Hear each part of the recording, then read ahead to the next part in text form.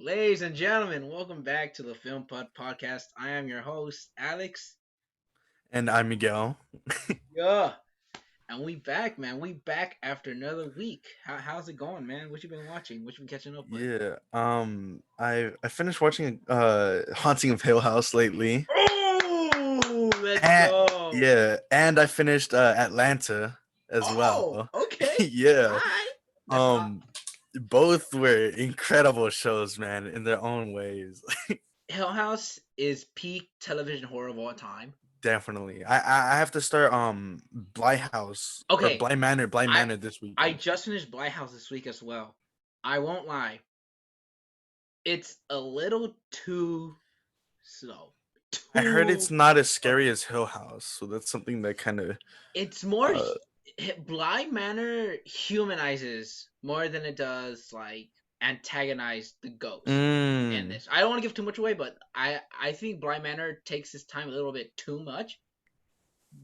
But when you get to big story plot points, it hits really well. Hill House is a little like that, but I don't know why. The thing with me and the actor, Oliver, Jackson Oliver, the what's his Luke in Hill House, the actor. That mm, episode is my fucking favorite. I felt so much, yeah. and he has another episode like that in Blind Manor. It's nothing to spoil it, but for some reason, the episode he's in is the one that hooks me the most. Blind Manor takes its time. It is slow. I'm not, but like I think we'll get to it. Yeah, yeah. Also, I finished Blind Manor. I, I really You liked it. overview it? I don't. No, it's not. No, no, no. It's not alright. I think it was, but I really wish Mike Flanagan directed this one. I think it would have been so much better. But I totally understand why he didn't. But overall, I think Blind Manor and Hill House are amazing, and I think this could be like the next American horror story, except with like better stories and shorter Yeah. stories. No, no, and that's not a dig on like horror story. It's just I just think what Mike Flanagan has done, and I think that guy's like this generation's James Wan, or even superior to James Wan.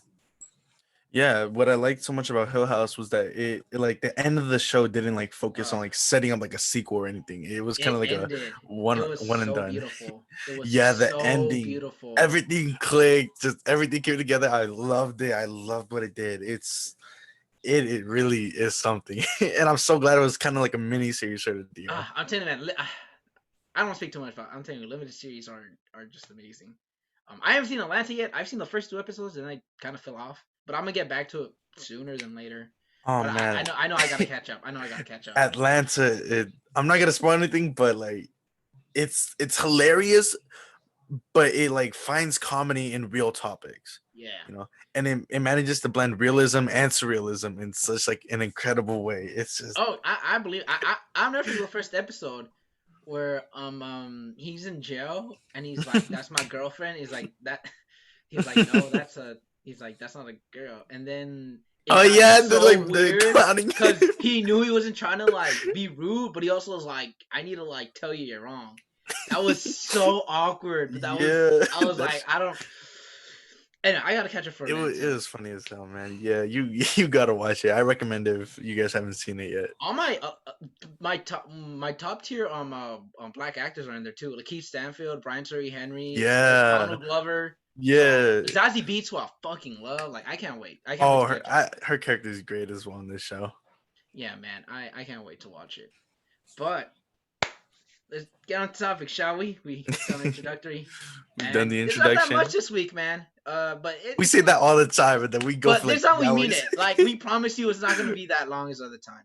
So let's get right to it.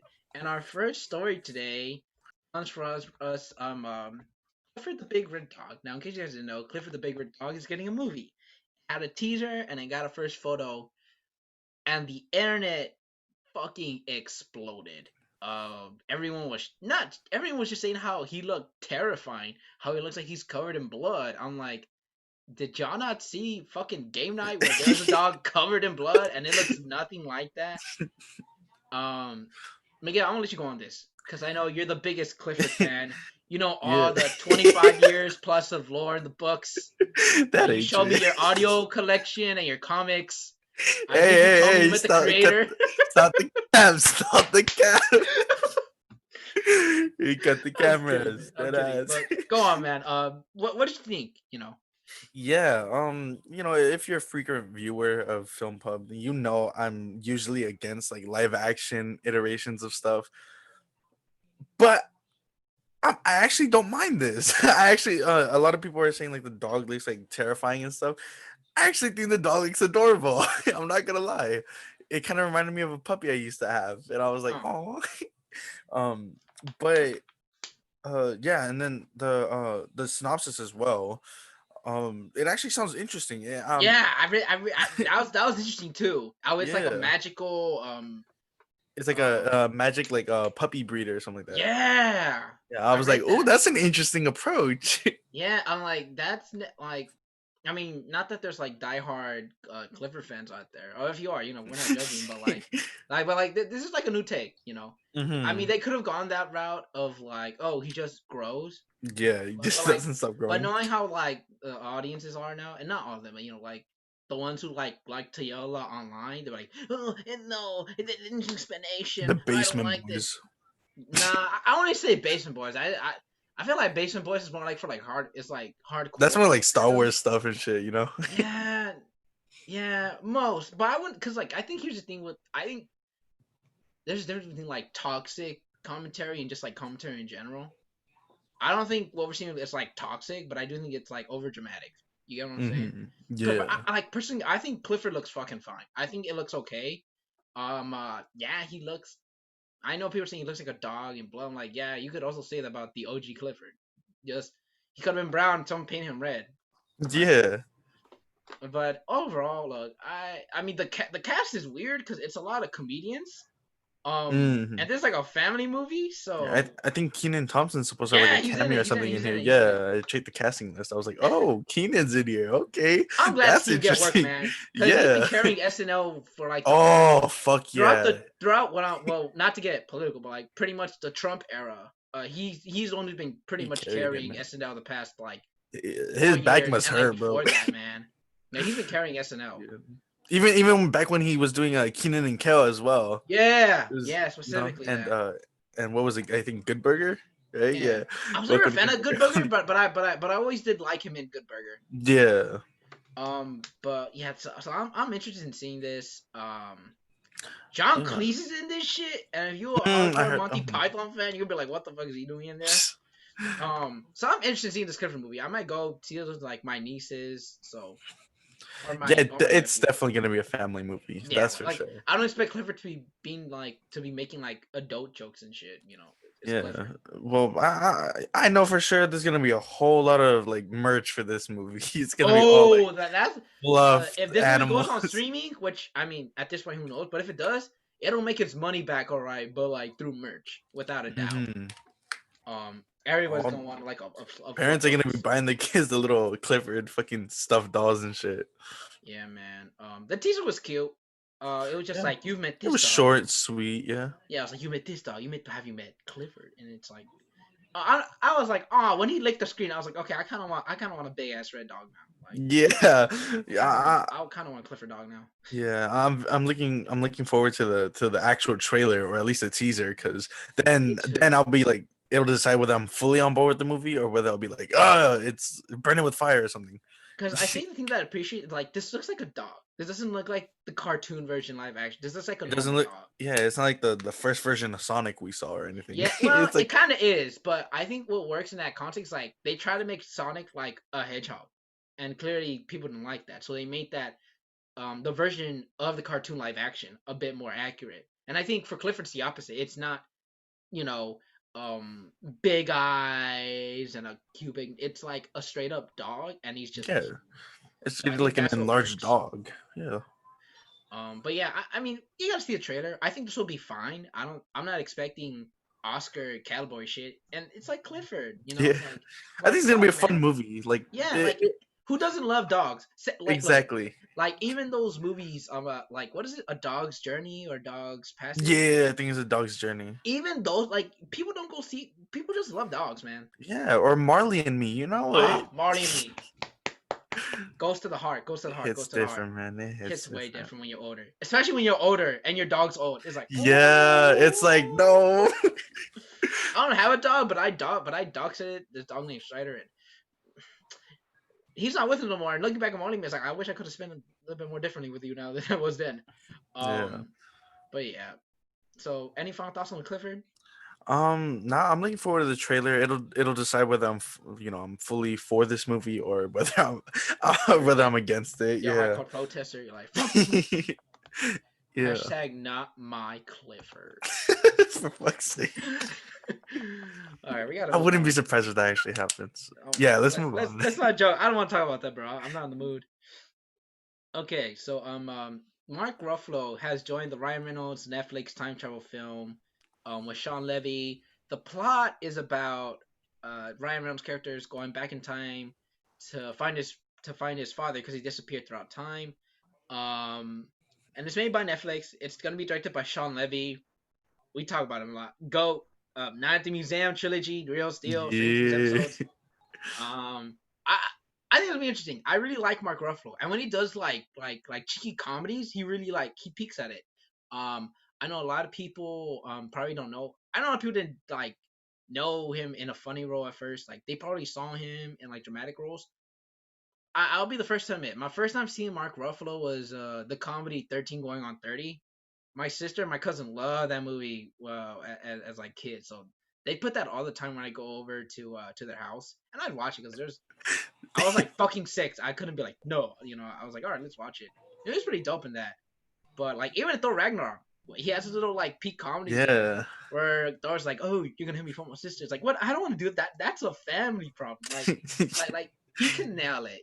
So Hmm. and anything Mark Ruffalo, I'm all for it. Yeah. I'm all for Mark Ruffalo.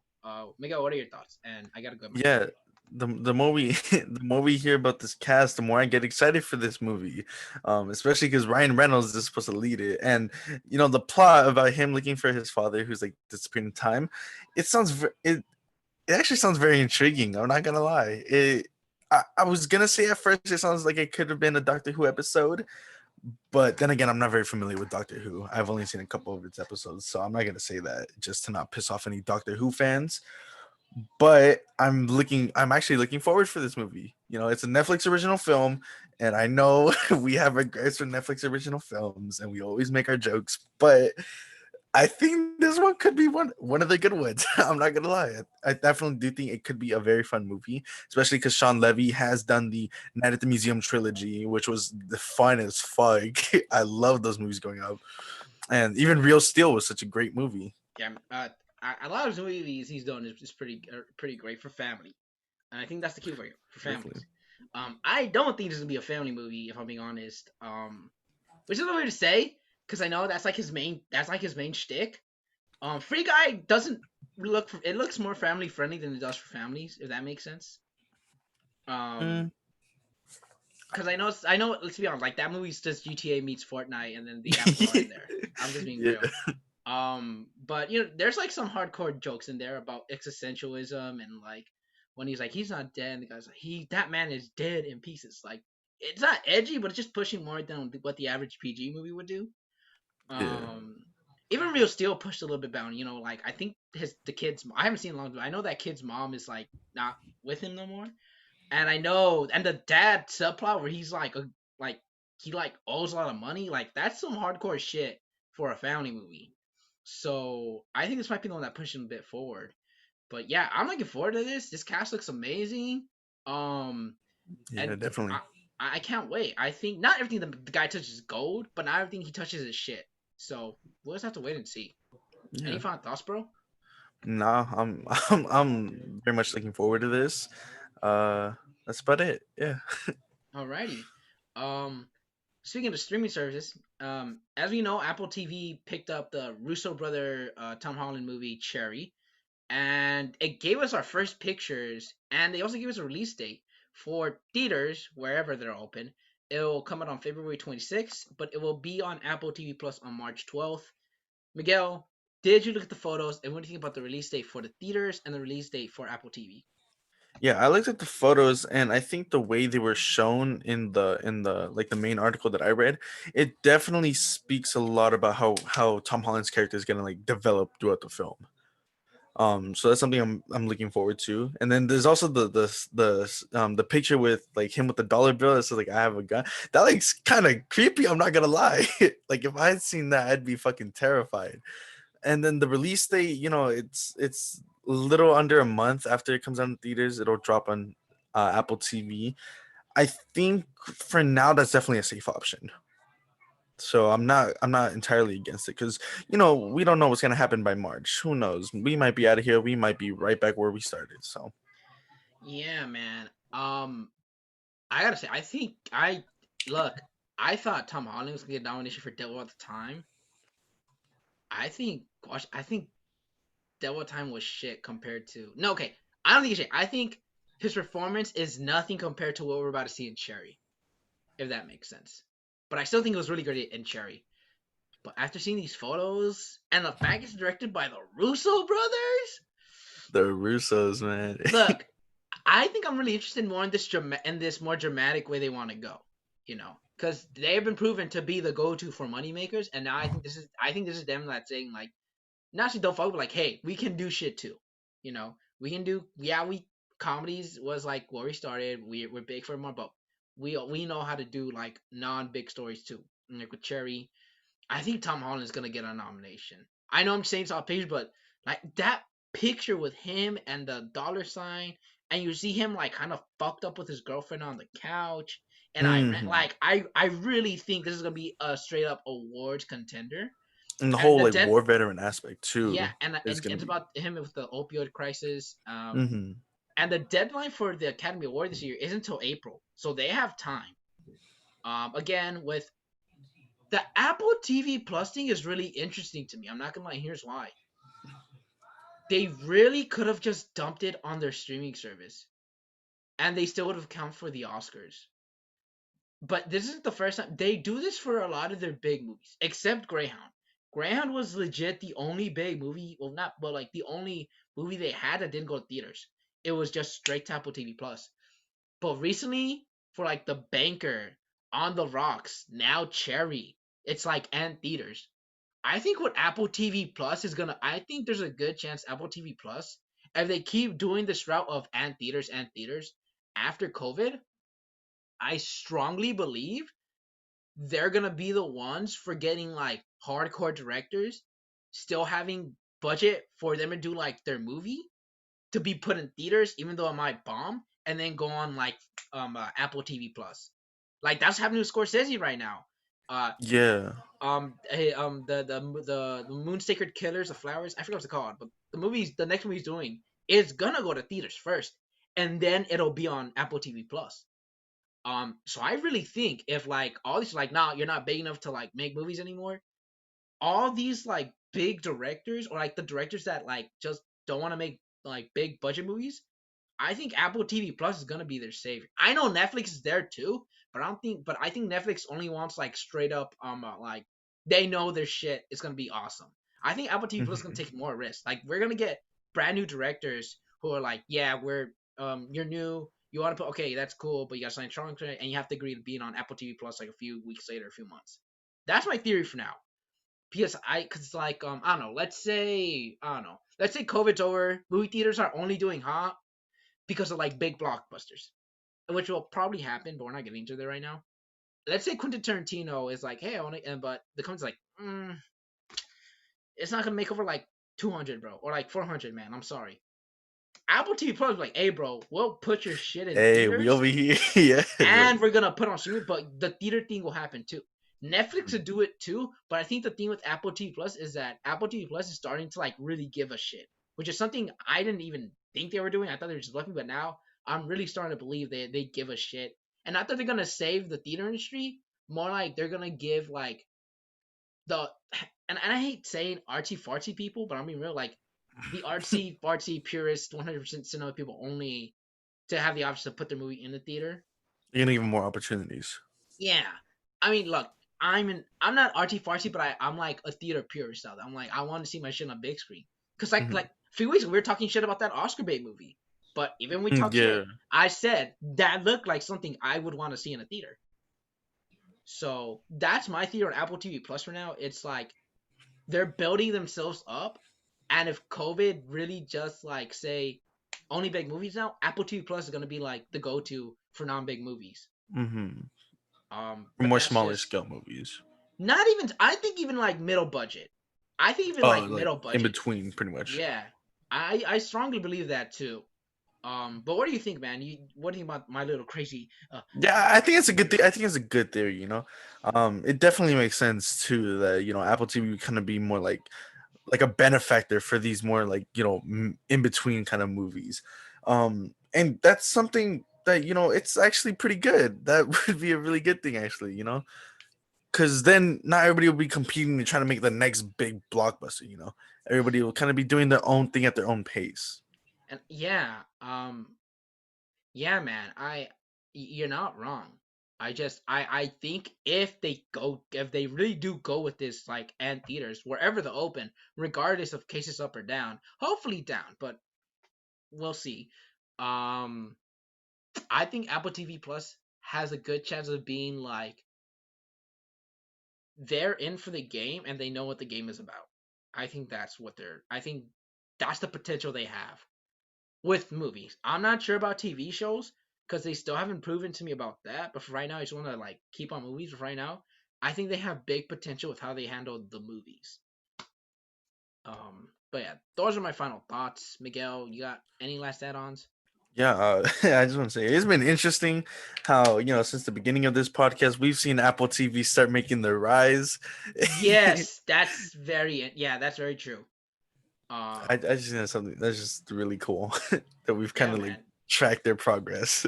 Yeah, if everyone's like, oh, like they could have watched this fucking podcast and just see us talking shit, and they're like, you know what, Yeah, they'll see how fuck, we you went know from being what, doubtful to you being like know interested. what.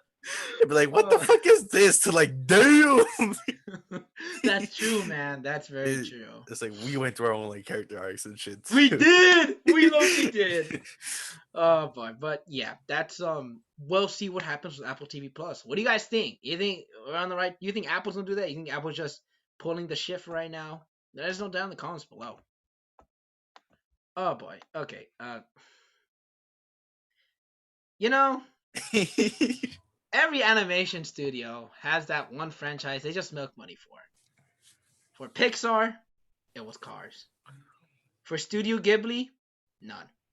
DreamWorks, DreamWorks has a couple. Um, dare I call Shark Tale a catch grab? Because in my opinion, it's cinema. Anything with Martin Scorsese in it is cinema. I'm just kidding. I haven't seen the movie in a while. I actually don't know if it holds up or not. But DreamWorks has its ups and downs. One of their downs lately has been The Boss Baby with Alec Baldwin, Jimmy Kimmel, even our homeboy Tobey Maguire voicing Ted as a grown up. Yeah. I think we all like that didn't look so good. I haven't seen it. I don't plan on seeing it. It's not for me. So when Boss Baby 2 gets announced instead of Shrek 5, I'm like, why? What is so beautiful about Boss Baby 2 that it outshines a fourth Kung Fu Panda or a spin-off of How to Train Your Dragon or And just Shrek. or yeah, or Shrek. Like what and then I see the trailer. Especially Shrek. Like, did we all forget how Shrek literally rose back to popularity back in like 2017, 2018? I'll make an argument for when Shrek Forever After came out. I'll make an argument for Shrek Forever After. Because Oh, I think that's top tier Shrek 2. But I'm gonna know of DreamWorks. So I see the trailer for Boss Baby 2. I'll say the first few seconds it got me. I'm like, oh shit, DreamWorks? A story? What? They're grown-ups now? Okay. The boss, he's like a fool. I was like, alright. And then you see these two arguing, like, holy shit. Is DreamWorks about to make a story about two siblings who just disconnected in the past and now reconnecting through? I'm like, wow. yeah. Okay. It was like, damn, This, okay, I'm about to I'm check like, this out. I'm for this. This looks great. And then the fucking baby does an air combo 360 double 900 Wombo combo in the air, Matrix style, kicks both pacifiers in their mouths and tells them, suck on this. And then I gave up hope on this movie. I was like, this movie is done for. You try to catch me that Jeff Goldblum? No. This movie, I didn't even mind Tobey Maguire wasn't back because I know it's James Marsden, guy who just came out on Sonic. I was like, okay, I don't mind, but man, I was like, damn, this looks great. Reconnecting with your sibling that you never got. I'm like, that's fucking beautiful. And the baby's fucking. I was like, nope, I'm gone. The This baby turned looks. into like Liu Kang from Mortal Kombat. Yeah, I was like, the fuck is this? Like this. Why? What? Even like the plot, the evil genius who's trying to like make babies do bad things. It's like that's the That's a little best you weird. could come up with. That's a little sus to me. That's Like, the what? best you could come up with. Y'all are trying to make this like a Mission Impossible superhero kind of movie. It's like I don't know. That shit was weird. But yeah, that's my initial thought. Like, why? Miguel, what were your thoughts on the trailer? It looks like a fun movie, but not a good movie, if that makes sense. Like it'll be a movie that you'll have like in the background on the TV while you're just like on your phone or something, but it's not a movie that you'll want to like sit through the entire thing. Maybe, man. I just. Because I haven't even seen the first one. I've seen scenes from it because my siblings used to watch it back when it came out, and I know it has like its own Netflix series too. Yeah, like. It's like okay, y'all doing a little too much now. But you know, Yeah. it is what it is. All They got to right. get their money somehow. If it ain't Shrek, it's got to be the Boss Baby, I guess. What? What happened to Madagascar 4? Whatever happened to Madagascar 4? Man, Okay, we're done. We're done ranting. Just DreamWorks, come on, hey, man. we're over here asking for Shrek, but it's all fun and games so Illumination gets their hands on him. Stop! No! Stop saying that. No, no, okay. We're moving on. We are moving on, sirs. We are moving on. I don't know if y'all ever watched this cult classic, beautiful movie, Gremlins. Little creatures, cute. Gizmo! All the motherfuckers. Yes, sir. I love. I always say Evil Dead is the only thing I'm into horror, which is true. But Evil Dead was like the gateway drug for horror for me, because the OG horror movie I ever really saw was Gremlins. I don't. It's a Christmas movie too, but it's a horror movie at the same time. It was on this channel called Hub. It would put on classic movies at 8 on Saturdays, and I watched it and I was like, I love this movie. I love the puppetry. I love the Midnight Rule. I love all of this. Then I saw Gremlins 2, the new batch, and I loved it even more because it was just Yes. making fun of the first one in The, every single fucking way, and I absolutely love that. and even Rambo Gizmo was such like a Dude, fun little scene. Batman Gremlin. Oh my Oh yeah, the god. Bat Gremlin. Holy shit, that was Gremlins 2 hilarious. was Gremlins 2 was such a fun film. Gremlins 2 was a Now Oh, I was just gonna say I have Gremlins 2 on Blu-ray, so I can always. I have Gremlins 2 on VHS. I'll put that shit up any day. But man, like Gremlins 2 was ahead of its time when it comes to like fourth wall breaking and like meta jokes. Yeah, and like satire and stuff like that. Yeah, man. So obviously, as a Gremlin fan, you know, my whole life I've been waiting for like a Gremlins 3, right? Because I fucking love Gremlins. There is even I know there's a rumor at one point in time, I'm not sure where, but that Jesse Eisenberg and Emma Stone were going to star in a Gremlins 3, and I thought that would have been fucking perfect. But they keep this was like in the early 2010s though. Keep that. So it was like a long fucking time ago.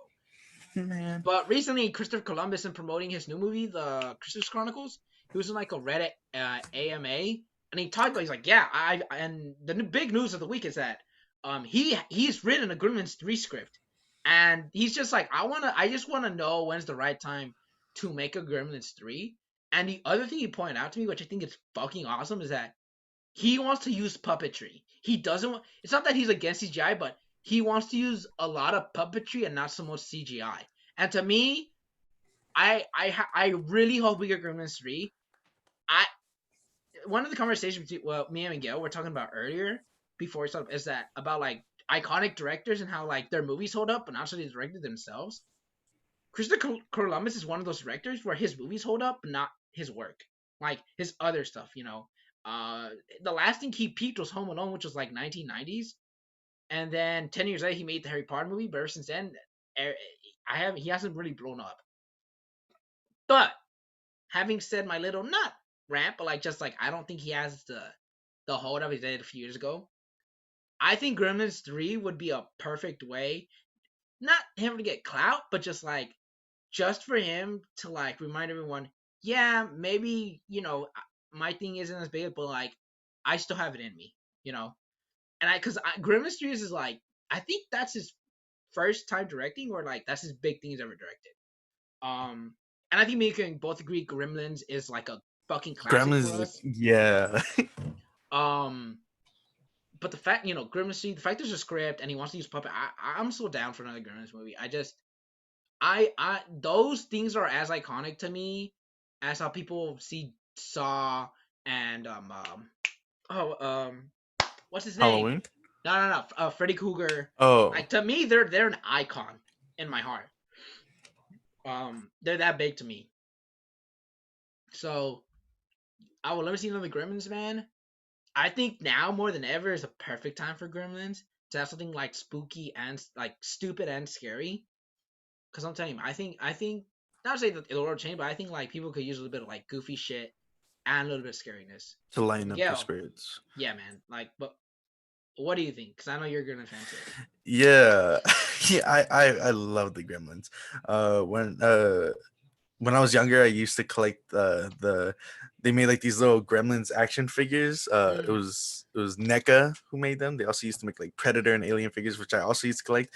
But I think I still have a little Gizmo lying around in like his little car. He like pull it back and it drives off. Um, Mm.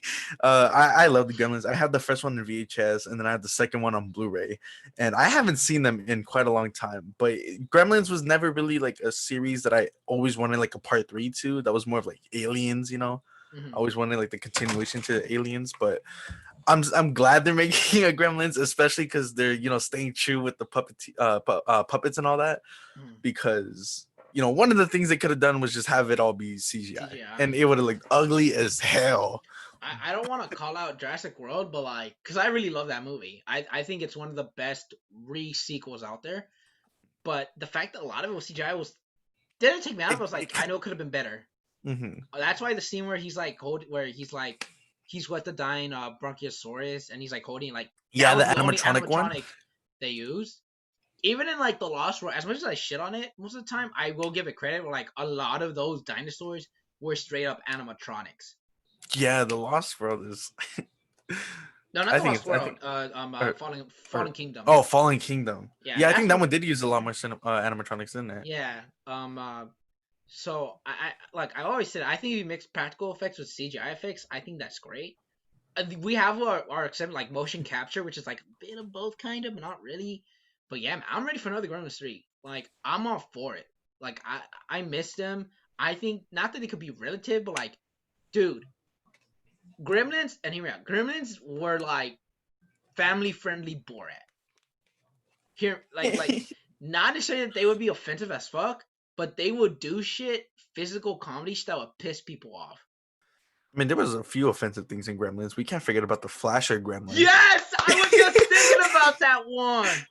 Oh my god, I remember that one clearly. Where like he takes off his shit. Oh my He god, like that shit opens was up the jacket. He's like, yeah. But like, I think if they bring on that goofy, scary spirit to this day, bro, you can do so much wacky shit. Imagine seeing a troll gremlin, but like a straight up trimlet that like types oh my like god. just stupid shit like that, man. Yeah, Or and then like when imagine a gremlin making fun of like influencers. like it's like it has like a font or something. He just keeps taking pictures of everything. Something like Yeah, like that. I'm telling you, they could because I think that's one of the things they made fun of like people and like a bunch of they did Yeah, that. they parodied This people. movie would slap that, or at least the Gremlins would slap that case. hmm But yeah, I'm all for It, that. I feel like it'd probably be kind of like what the Animaniacs are doing, you know? Oh yes, 100, 1000%. Not necessarily poking fun of like, I like the like seriously, but just like making little like hits and punches, like Yeah, like little jabs here and there. yeah. Yeah. And then I think why Gremlins 2 works so well is because it took the concept of the first Gremlins and it like improved it, I would say. Oh, and the Or second it one, built on it. Yeah. yeah, yeah, Like the definitely. whole mutations thing with like the spider gremlin and the bat gremlin, it was The retarded gremlin. oh yeah. I was like, I y'all think would have I gotten think canceled if y'all yeah. did this shit today. I think there was also wasn't there like a plant gremlin or something like that? I A think plank? a plant. I think it was like Oh my god, there I was. think yeah, and there was also the female gremlin too. Yeah, that would have been canceled today without a doubt. That definitely, yeah. And the It's guy just goes down. I was like, oh Lord, have mercy. oh my god, it was But I'm telling you, man, I think Gremlins 3 for today would work perfectly. You yeah. know, and it doesn't even have to be like a full on. Like you could just make this like a requel where like Gizmo still exists and he like runs off somewhere. I would like to see Gizmo come back. I hope they don't like replace it. You know what? Gizmo could be a very great competitor for Baby Yoda. To see those two Oh, compete in terms of like merchandising and shit, bro. dude, I didn't even think about that till now. And 'Cause, I with like mean, updated puppetry, yeah, yo, because we've seen Baby Yoda, we've seen how he operate, how the animatronic operates, and it moves pretty fluidly, you know. So imagine Gizmo, man. That damn, I need that. well, hopefully Guernsey does get made. I think it'll get made. Maybe like next year though, like not anytime soon. But I could wait for Gremlins 3 to be honest. I'll be patient for that shit. yeah, I think I'll be patient too. But I can't wait. You want to choose to our next topic? Oh yeah, Yeah. I know you want to choose the next topic. What you talking about, bro? I don't know shit. Okay. Well, the Oh shit, I looked at I looked at the one after that. yo, you skipped over it, yeah. Yeah, okay. You want to introduce this one, and then I'll introduce the next one. All Because right, bet, I bet, thought bet. of something else. So No, as many of you guys remember, Percy Jackson. I think we talked about it, or I think it was one. I think it was one earliest. I think we mentioned it in like one of the first couple Um, episodes. Percy Jackson's getting a Disney Plus series. Um, the creator of Percy Jackson, he's gonna be involved in it. And recently, it's been announced that they just sent the pilot script for the show, and now they're just waiting for notes and approvals. Honestly, man, look, I saw the first Percy Jackson when I was like in fifth grade. I liked it for what it is, and I still like it for what it is. But I will say, Was that a 2010 movie? no, I think maybe no, that was like 2011, 2012. Hmm. But like, look, the scene where they get high in that casino was stupid as fuck. But I still like enjoy it because the nostalgia I had with it. Sea of Monsters was boring as fuck. I found it so stupid. Percy Jackson never stabbed someone with a sword.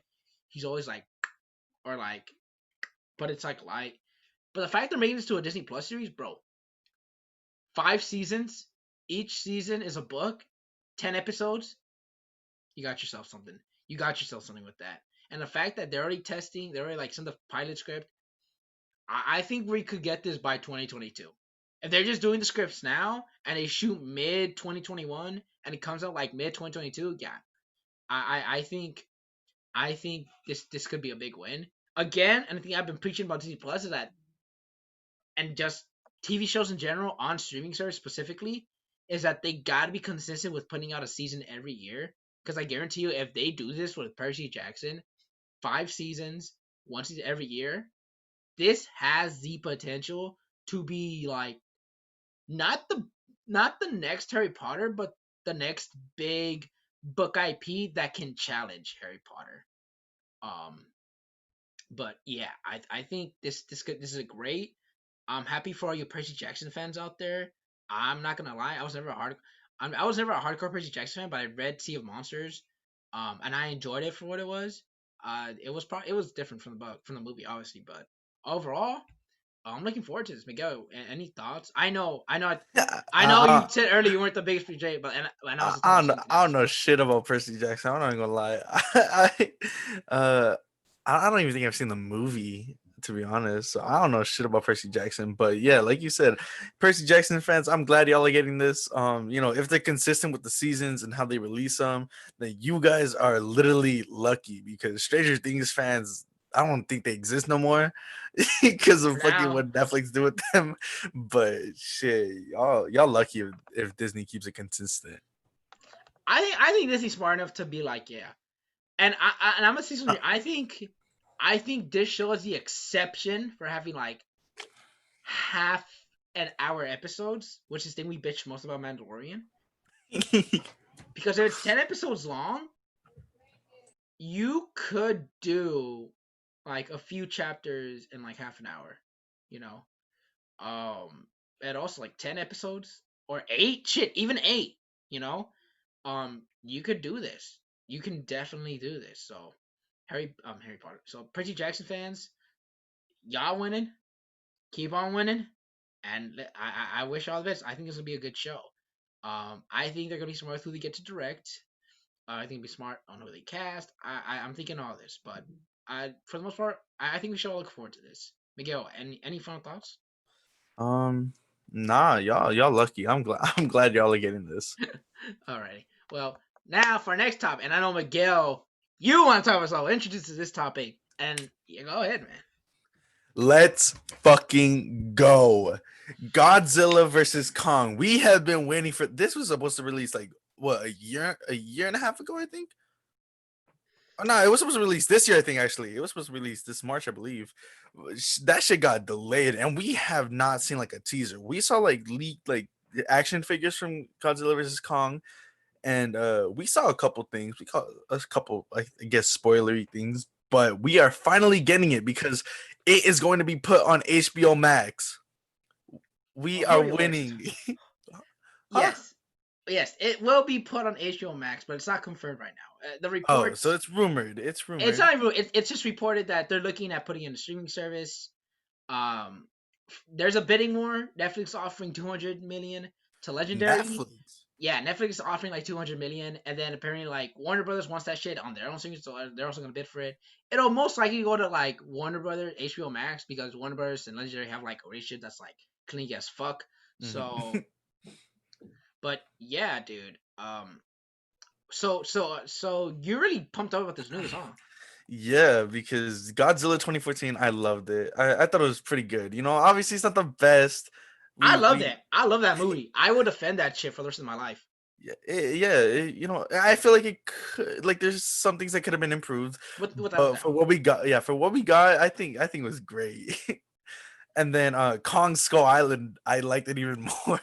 Yeah, I fuck with Kong Skull Island. I know a lot of people Yeah, don't like it. I liked it a lot. I liked it, especially the cast too. Oh, You had Tom Hiddleston, Brie Larson, Samuel Jackson. You know, who else was in it? I know there was an oh, actor from The Walking Toby Dead in it. Kebbell. Yeah, that's right. Yeah. And then Godzilla King of the Monsters, I haven't seen it, but from the scenes that I have seen on YouTube, it was a great like monster throwdown kind of deal, you Oh, know? it was a great monster throwdown. So if they Um, keep that kind of style and they have like elements from both Kong and Godzilla, I think Kong versus or Godzilla versus Kong can definitely be a great film. um, look, I'm gonna be real. I'm a little sad. Um, I've as a kid, bro, I've always wanted to see a Godzilla vs King Kong movie, but like live action. And here's the part where the purist in me comes in. I really want to see this on the big screen. I was looking forward to seeing it in the big screen. I understand if it goes to HBO Max, but I think it's a. I really hope they just delay this one last time. Just I like, look, I just this is the movie. Like, if it is like a one with HBO Max and fucking theaters, this is the one movie I will legit go risk it for theaters because it's King Kong versus Godzilla. Like, It's this is fucking huge, I and the I'm yeah. disappointed they're not hyping it up as much as they could be. Cause this should be like huge, but like not end game levels because that was kind of built up, but No, like you know, yeah, I get your point. but like at least like Infinity War level, you know. Yeah, I just this is like I want to see this shit in theaters. You know, Imagine like in on I fucking know like a packed IMAX screens or audience with something. Yeah, the packed audience, bro. The I surround really sound. I really hope it gets delayed to like summer, and then like once like people can go to theaters again, like we all see it as a group. That'd be fucking incredible, bro. Like honestly, like I'd be so happy if that would happen. Cause dude, I'll never forget when I go see Godzilla 2014. My audience wasn't that hyped, but you bet your ass when Godzilla threw down hands, that theater fucking That shit just got lit. exploded. Oh my god. And then Kong is like the best experience I've had when it comes to like monster movies. Cause there's a lot of unexpected like fucked up deaths in that movie. Yeah, like the one with like the pterodactyl things where they like Yeah, rip the specifically guy, that one they where rip the the guy guy gets apart, bro. chopped up in the fucking Yeah, when air. I saw that in the theaters, I was like, "What?" My theater went silent, bro. Dude, nah, everyone was like, holy, Fucking- everyone was like freaking the fuck out of my theater. But That was dude, the like scene where unforgettable. the best audience moment was like when the guy sacrifices himself and like the skin crawler like slams him to the side and Oh his yeah, was and the worth it for grenade. nothing. Yeah, and his sacrifice like Dude, fucks all up, my audience was like, "Oh, fuck!" Like they're fucked. bro. That And shit when was King low key Kong, heartbreaking. and when King Kong, like ripped the skin crawl's intestines out, Yeah, that yeah, theater went gutted it, bro. wild. That shit was fucking intense. And the bamboo forest scene too, with like the Oh, giant that one spider. was fucking intense. Yeah, I was like, yo, But I'm saying it's like shit like this that makes you want to go see with people, bro. exactly. I know the last movie that make I know King of the Monsters make that much money, but I have but like dude, I think people will go see King Kong versus Godzilla. Definitely. I I really do think so. Because one, if you put it out after a pandemic, once everyone wants to go back to Everyone, theaters, everyone's gonna be that hyped shit to will see. make bank. Like that's Yes. going to make fucking money, Oh my god. no matter what. Um, but if it does get released on HBO Max, I'm gonna be honest. I'm gonna try to go see it in theater. Who knows if I'll be able to? And if not, I think I'm gonna just try to make like a social gathering screener, and find a projector somewhere. Try to see it on big screen, possible. Oh, good luck trying to find a projector, bro. Don't. I know, but yeah, man, I'm a little bummed. I hope they delay it one more time. I know that's selfish as fuck, but I really think this thing has so much potential. And I've read some leaks and some scoops here and there, and I gotta say this. I, I think everyone's gonna be satisfied with this movie. Um, Yeah, I know we got kind of like a not really like a teaser, but it was sort of like a snippet from the movie where you see like Kong and Godzilla fighting. I oh, don't know if you've seen it. yeah, You've seen it. on the carrier. Yeah, on the Yeah, yeah, yeah. and you see how big Kong is, like. Yeah, I was like, damn. And then yeah, like I said earlier, there was also like the leaked like merchandising, like the action figures and stuff like that from the movie. Let's not spoil that here. Let's not spoil Yeah, that. I'm not gonna. I'm just saying we did see that because that got leaked because they were fucking stupid with that. But man, talking about like Kong I and like Godzilla know. and all that, it got me even more hyped. This movie needs to be with an audience. This movie has to be with an audience. Yeah, I feel like if you watch it at home on HBO Max, it's not gonna hit the same. It's It's not. not. It It's gonna be really like, isn't. okay, yeah, cool movie, and then you'll go and watch like TV or something. And then you like binge watch Fresh Prince, like. Yeah, yeah. But I don't know. I'm Here's really hoping. bummed. Here's hoping Here's we hoping. here's hoping we get that shit Big on. G knows on. what's up. Man. Now, going back on the topic of Netflix, Extraction, the movie that was such a big hit, is getting a sequel, and the Russo brothers confirmed it will be start filming next year. I am not skeptical, but I am interested in this because I truly believe, as it wasn't for the director who did the first one, it wouldn't be that big of a hit. Especially that 12-minute one take it Oh does. yeah. That was not even that. Just like the simple action scenes are done so brutally. Mhm. Like when he fights those kids in the alley and like he slams a guy in the ambulance, I was like, yo, like this is fucking mad skills. They don't have a director. I'm hoping they get back the first one. My theory is they don't get back the first one. I think the Russos will direct this one. I really do I think can so. see that. Cause I can totally see them directing the sequel. It might be even better story wise, of course. But maybe the action, maybe it might be better, might not. Um, but I'm interested in the sequel because I really enjoyed Extraction. I don't obviously it's like a B movie, but I for a B movie with the quality, yo, it kind of challenges John Wick, kinda. It kinda does. But that's my thoughts, man. I think Extraction was great. What are your thoughts on the sequel? Do you have any particular directors in mind? What do you think is gonna happen? Yeah, if they don't get the director from the first movie, I think Justin Lin would be a good director. Well, He did. but he's busy. Oh yeah, he's doing Fast 9. That's And true. 10 and 11, like shit. Mm. Yeah, he is busy with the Fast and Furious movies. But if it's possible, if they manage to like kind of figure it out somewhere, I think he could possibly do a good job on Extraction 2. Because Extraction 1, that one take scene was crazy as hell. And even that And ending, that the crossfire at the bridge. yeah, that was intense. And even like the fight choreography too, it Hmm. was so good. Yeah, I'm very interested in Extraction 2. Netflix, they slowly gaining up on their movies for much. This is the most impressive year for movies for them. I ain't gonna lie. Cause we've had a good few chunk.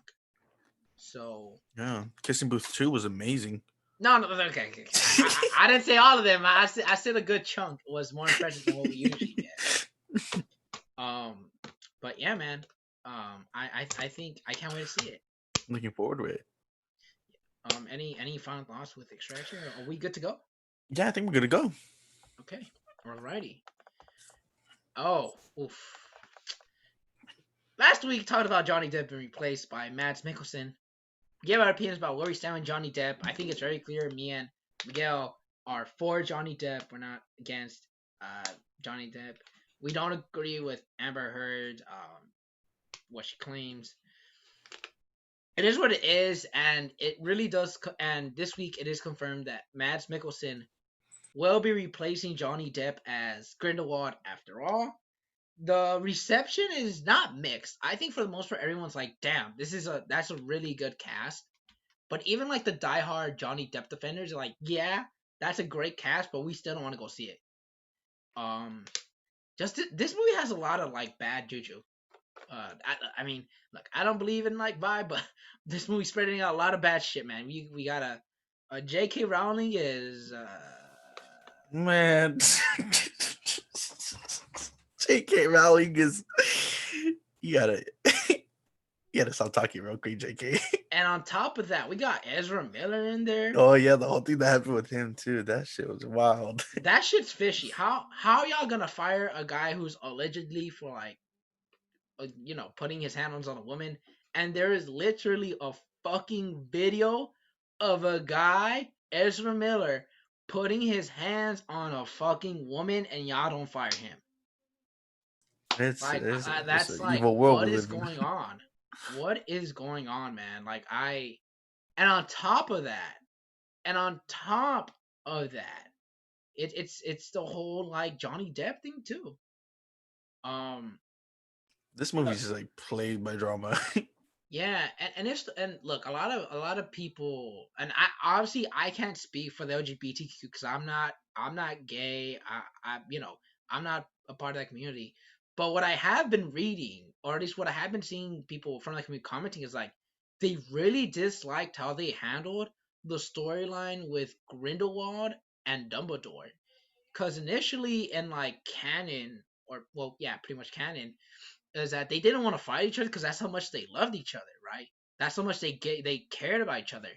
And then in the movie, it was about, oh yeah, we can't fight because we cared about each other. And there's like this little promise thingy, and we have to like destroy it if we're gonna. And people were kind of like really pissed off about that. So that on its own like its own little like problem. Um, look,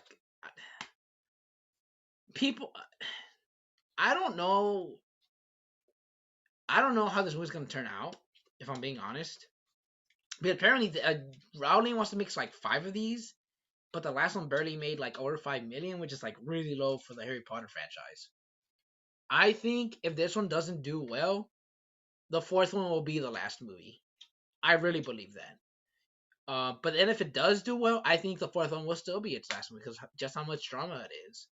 Um, and then afterwards, a lot of people online like just dump it and like make a HBO Max show about Hogwarts in a different time period, or like make it now in our present, but don't Mhm. make it a connection to the Harry Potter movies. Like you could do a lot of things with that Harry Potter world, but yeah, this Fantastic Beast, it's not going anywhere, or at least anywhere positive I can see. And it's kind of fortunate because I really liked that first Fantastic Beasts and Where to Find Them. I really dug it. I thought it was the perfect amount of its own thing, and like kind of connecting it to like a bigger universe. I thought that shit worked very well. Mm-hmm. The second one, I think the second one is a good setup movie. Like all the flaws I see in like Amazing Spider-Man 2 or like a Batman vs Superman, where they fail, I see that movie succeed. But as a sequel and just a movie on its own, it's not that well made. And I think the other problem with the franchise, like they got this, they just got the same director from like the last 5 Harry Potter movies. Mm-hmm. David Yates is like helming all these movies. Like, get a new voice, get a different director, Yeah. get a different writer. Like, it's not that hard, guys. Like, there somewhere out there is a writer trying to pitch a great Harry Potter or a Wizarding World story. You know, we could get that, but they're not choosing because they're just trying to like make this at a rush. And They're I pretty don't. much trying to get money at this point. Yeah, I don't even think With he's the trying to get money. Like, I generally think J.K. was trying to make like a really cool like story, but I just don't think it's aging well. Not because of the story itself, it's just like the way they rushed in the second one, all the controversy behind the scenes, and all the financial stuff. Like, it's just not working out. Um, that's my little piece on the Fantastic Beast storyline.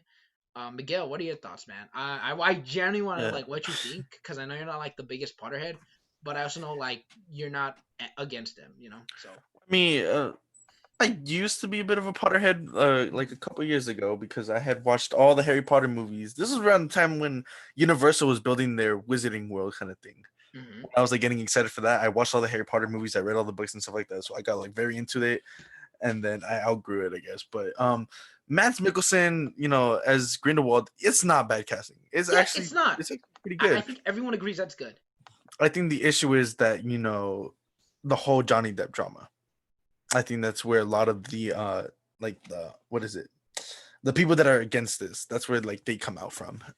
Because Johnny Depp, I'd say he's a pretty good actor. Yeah, he is. He is. I mean, look, I always talk mad shit about Jack Sparrow and how I think he's annoying as fuck. But look, Johnny's an actor. That guy's fucking committed. Say what you will, whether good movies, bad movies. In Rango, all he could have done was just voice work. That's literally all he could have done. But nah, Oh my yeah. boy fucking reenacted the movement. Yeah. He did all of that. Because that's how fucking committed this guy is. And, He put the effort in. yeah, and, I'm wondering always that the guy deep down he's kind of he's a good guy. Don't get me wrong, he's not fucking perfect, okay? No one is. And I've joked before, but I'll be honest, like, how annoying or bad you have to be or your wife shits on your bed. I'm not saying he did something terrible. I'm just saying there's an extent to everyone. Having said, you know, it's pretty much out there that this guy's innocent and he's the one who really suffered a lot of terrible things. Um, but with everyone who's like, I'm not gonna watch because John Depp. I get you, dude. I totally get you. It's understandable, Yeah, yeah. it's respectable. We're not like, oh, you're so fucking stupid. You boycott. It's like, no, like you gotta do what you believe in if you want to support him. Like Yeah. there's we get it. You know, there's no other way. We're not Twitter trolls like, oh, you're stupid. This movie not like it's not like that. We understand the great picture is what I'm trying to say. I know I cut you off there, but continue to go. No, it's cool.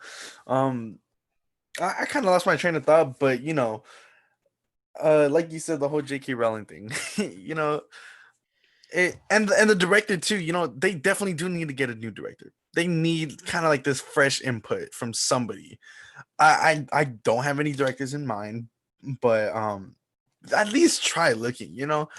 Because like you said, there's got to be someone who wants to make a Harry Potter project. Because I think I don't remember correctly, but I think they were trying to do like an HBO series of Harry Potter. There was Or a something. rumor about it, but I Yeah, don't I know remember there the was rumors details. about that. If that was true, try getting those people to work on the Fantastic Beast movies. Maybe you might get something out of them. But Yeah. from what it is, Fantastic Beast 3 is kind of being clouded with all this drama. So I don't know how that's gonna affect it in the long run. Yeah, but what can we do? well, the movie, It is what it well, is. it is what it is, man. It is what it is. But we're going to go into a different topic, something a little bit um similar. So Joss Whedon, back to Warner Brothers drama, has exited his show, The Nevers. What he claims is an inner desire. He's like, I'm doing my own thing, more exciting things on my own, and that he wants to explore. He wants to like not take a break, but he wants to like he wants to be him on his own for a while. And like he painted himself like, oh, I love the project, but I wanted a break or some shit like that. Like basically, he wanted to leave because he just kind of felt like it. Uh, I don't know about that because I read an article where one was like, "Nah, he decided, but not saying when I get to it, like he's done, he's out, like they just kicked him out freshly." And then Ray Fisher came out and he posted articles like accountability over entertainment. Was like, "Yeah, now this bitch he did some shit on He Justice got League. his ass. He did some like now. I think this confirms our theory more than ever that it's more than just Ray Fisher, because I mean, hey man, we heard about them trying to bribe Ray Fisher for a cameo. Clearly, it didn't work. Clearly, something else bigger than we know happened on the reshoots. What it is, I don't know if we'll ever know. Maybe one day Ray Fisher will like come out anymore, and maybe who knows? Gal Gadot comes out. Who knows? But yeah, he's gone. I know people were like, well, what if we could like try to read like? I know people are like, well, what if we could try to like what if he tries to like come out and redeem himself? It's a little hard, Yeah, especially now. from what we've heard, it's gonna be pretty hard to redeem yourself. Yeah, very, but it's not impossible. As much of an asshole this guy sounded like, it's not impossible to apologize. You know, maybe 10 years from now he makes a project and he's like, "Yeah, I was a dick on the set and I feel shameful," and not that he wants like forgiveness, but like he acknowledges it and he's like, "Yeah, I should have done that and I regret that." You know, like he comes out saying like, "Yeah, I was an asshole and it is my fault." And I say like, "Oh, he is forgiven," but it's more like it's better that he's like he knows what that he fucked up rather than like, oh no, I didn't do nothing wrong. I'm perfect, you know. Um this isn't me saying who's gonna have a comeback, just me saying like not sure that's It's the only possible. redeemable way, but that's the only way how he could restart his shit. But even then, like it's not just gonna be tomorrow. Like this guy's gonna be gone for a while.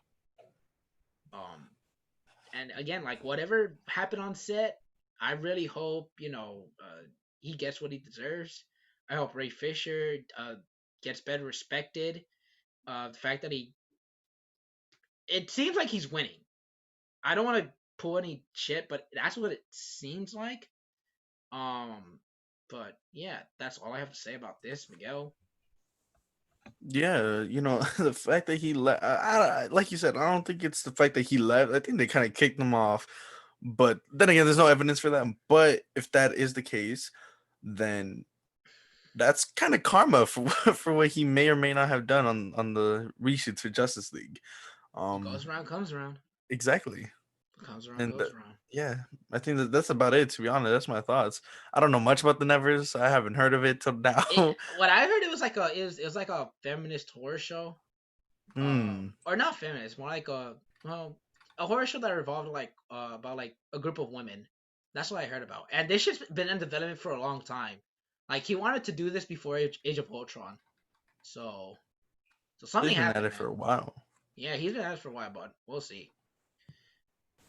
I think it's time for us to switch to something a bit lighter from all the drama.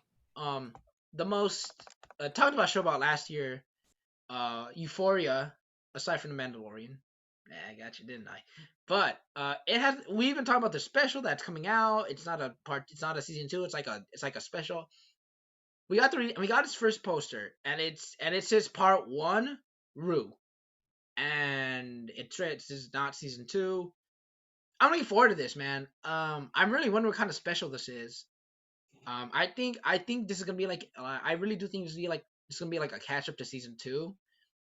I think it's everything from like Rue's point of view, and then part two, and whenever that special is coming out, is gonna be from I forgot what her name is, but like Rue's girlfriend. I forgot her name, but I think that's gonna be part two. But I'm looking forward to this, man. What are your thoughts on Euphoria Christmas special? Write some Um, comments. yeah, I think it is gonna be like a one-off thing, but it's also gonna be kind of like a almost like a prequel to season two, Hmm. like like a catch-up sort of deal, like you said. I'm not entirely familiar with Euphoria. I was planning on watching it after I finished Blind Manners, so I'm not, I'm not too, what is it? Yeah, familiar with it. Yeah, exactly. But Um, I'll definitely check it out while I watch Euphoria. So like right after I finish, I just watch a special right after. yeah. Um, but yeah, just something nice to share for all Euphoria fans out there. Because I look, I'll call out overrated shit when I see it. Euphoria, it is overhyped. It is overrated, but for its fan base, y'all don't hype it up too much like other fan bases. And also on its own, take it with overhype, it's a really good show. I don't think it's the best thing ever, but I do like, yeah, it's a pretty good fucking show. It's also a scary ass show for parents. For I know we're all young as fuck right now. We're like, yeah, we're in our 20s or we're in our late teens, and 20 years from now when we have kids and shit, y'all be like, this is a fucking horror movie. We've better keep a lock on our teenagers. We gotta make sure you ain't do that much shit. Our boys better not be. It's a fucking horror movie. So just want to throw that out there. Maybe I was like, shit, fuck, man, you gotta tell us the truth now. Oh man.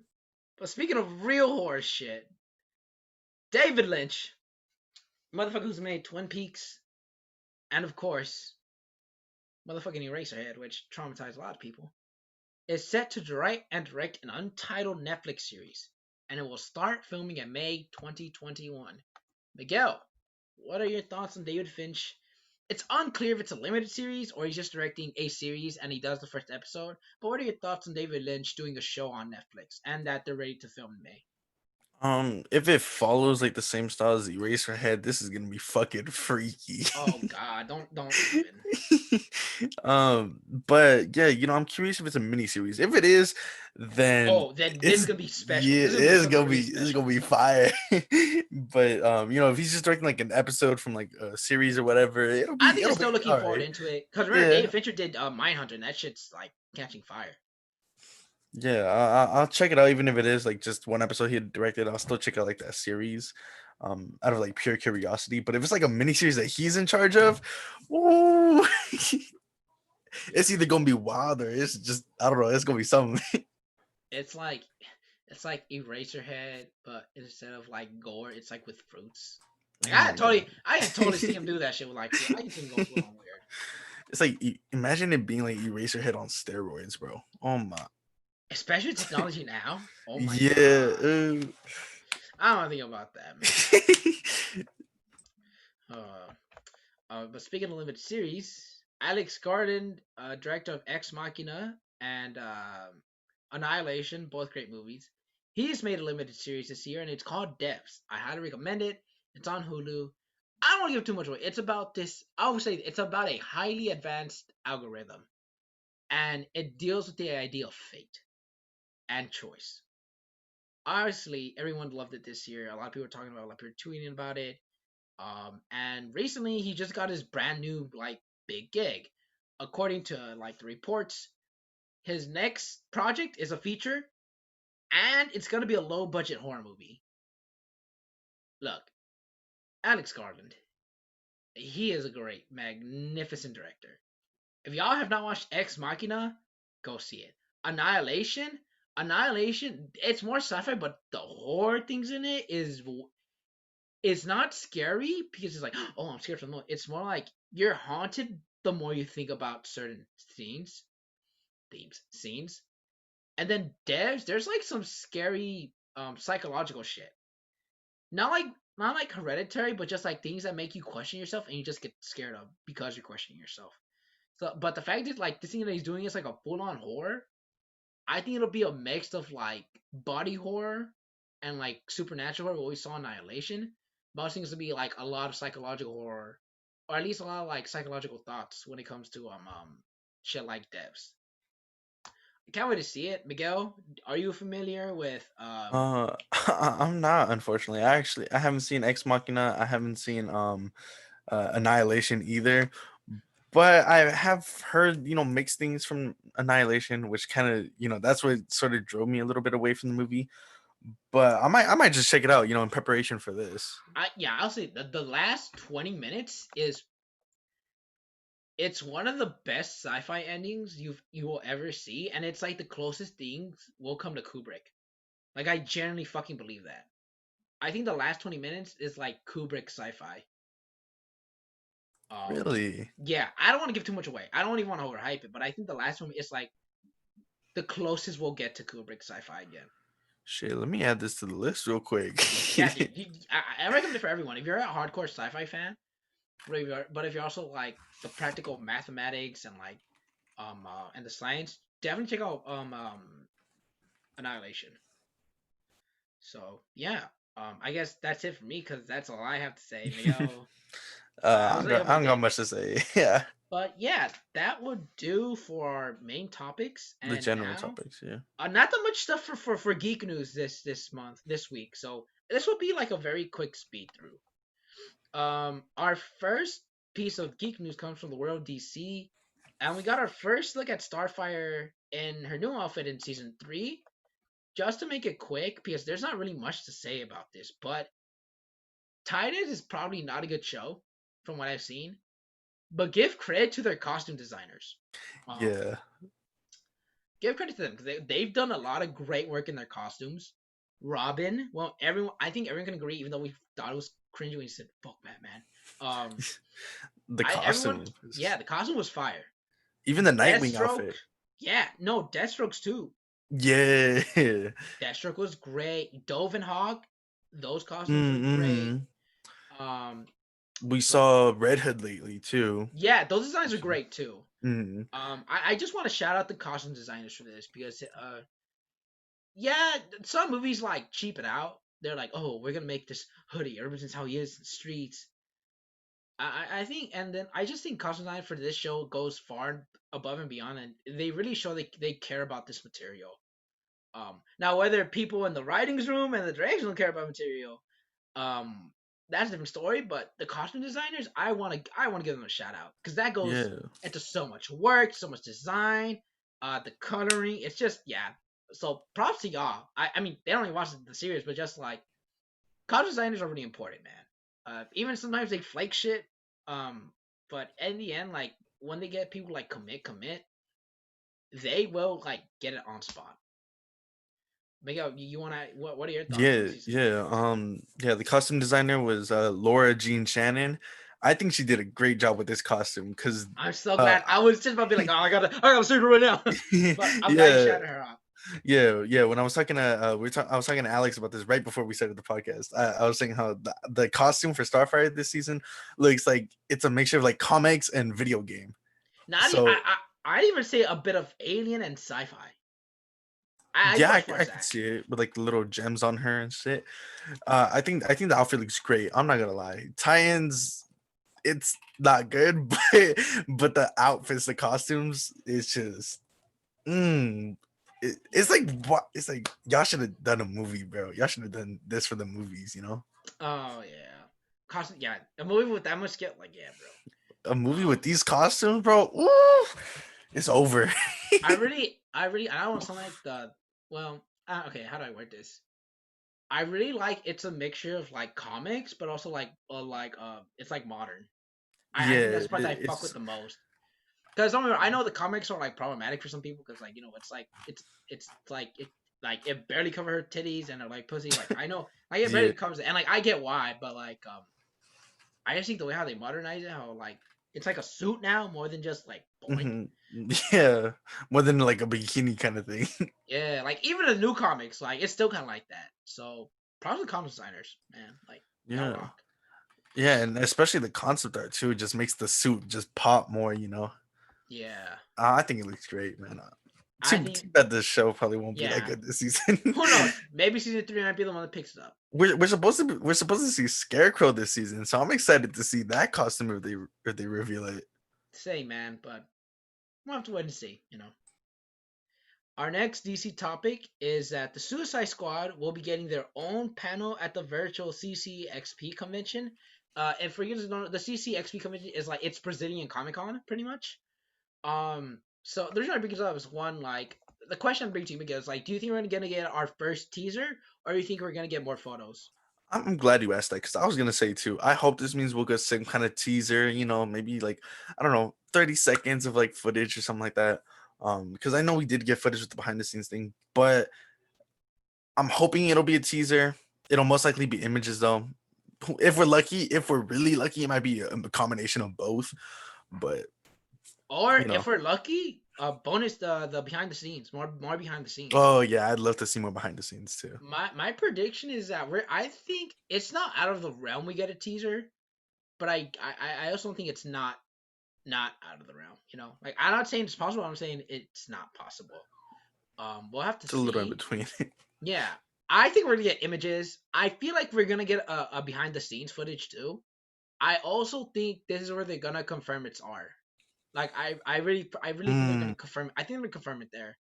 And I think everyone's knew that this was gonna be an R movie. I think There's everybody no way it definitely. wasn't going to be. He could have done a PG-13 because even PG-13, like he fucking He's guardians still it. mad. He still He manages to still sneak managed some to things to in hit it. there. But I think this is. I mean, people call it the most James Gunn shit, and I've watched Slither. I've watched Super. Yeah, this could be this. But yeah, my prediction is that photos, behind the scene footage, and it's gonna be R. Um, we'll see if they. I wouldn't be surprised if there's a trailer. But I don't think it'd be like I think it'd be like a teaser. But yeah. Any final thoughts of this, bro? No, I hope if we have I don't know if we're out of this whole situation next year. I hope we go back to like Comic Con and shit, and we get like a real trailer for Suicide Squad. Cause Bro, like, bro. Once we out of here, we going to the Comic Con. We going to fuck, LA. We going to yeah, Texas. We going everywhere. yeah. I was so bummed out. The 2020 LA Comic Con was canceled, but shit, who knows? Unfortunately, Maybe next year we might be back. that's true. We gotta have hope. Gotta Yeah. have hope. Our final piece of DC news is that Patty Jenkins let out some information about the Amazonian spinoff we've been hearing about. And this is some interesting shit. She pretty much said how it's gonna be a spinoff, and it'll take place be after Wonder Woman 1, but it'll connect to Wonder Woman 2 and 3 at the same time. So kind of like a bridge sort of thing. Yeah, I think the frame that's been an in betweenquel, where it's in between 1 and 2. Mm. I've really been interested in this Amazonian movie because I mean, how badass would it be if like this movie is nothing. It's like nothing from the comics. It's like its own story, Yeah, but in that entirely world of Wonder Woman. original. Hmm. But I thought about it really hard the other day. I was like, I don't think they wouldn't do this if it was just that. I think this has to do with like a certain character in the DC Wonder Woman universe. I think it's about another kind of big Amazonian, and she was hinted, and she was like there in the first movie, and I'm calling it right now. I think this movie is gonna be about Artemis. Do you know? Do you know who that is? I believe so. Yeah, if I remember Okay, correctly. Artemis is like the anti Wonder Woman. Um, from what I've read, she's just another Amazonian. She's not like an arc villain, but she's like the hardcore Wonder Woman. And she's teamed up with like Red Hood and Bizarro. Um, I think this is being more about her, and I think not a villain origin story, just like it's her way of doing shit when other people arrived at their mascara. How like people were like, oh, look what Diana did, and then not and a little bit of jealousy was like, oh yeah, but we could do it differently. That's my theory. I think this is gonna be about Artemis. I could be wrong. I have, I mean, I'm a fucking YouTuber fam. I don't do scoops really. I don't know insiders. I've heard rumors, but not even the rumors I heard have to do with like Artemis. This is just Hmm. me on my own That's just like bullshit. your speculation. I Like what think you I want to think see. this movie's gonna have Artemis as its main lead, and then she'll pop up in Wonder Woman 3. That's my theory. That'd be a good way to tie things in. I'm interested to see, like the base premise of this, of what Yeah, it is, like antagonists, protagonists, hear more stuff about that, and especially see how it ties into Wonder Woman 2 and 3. yeah. Because the most interesting thing is that she talked about how her and Jeff Johns came up with this, and I'm like, ooh, Jeff Johns. Yeah, I don't know about that one. On the bright side, though, she's like, Wonder Woman 2 was all me, bitches. I was like, let's go! Because me and you always shit about Wonder Woman, how, like, that third act is ass, and it's like, Yeah. and like, and it's like widely, like, agreed that that third act was full on Jeff Johns' fault. And again, it's Jeff Johns, and he did the comic I was telling you about, where it's like Artemis, Jason Todd, and Bizarro. Mm. So I have a feeling it'll be about Artemis, but I could be wrong. Having said though, if it is its own Amazonian thing, where it's like a brand new character, a brand new story, I'm down.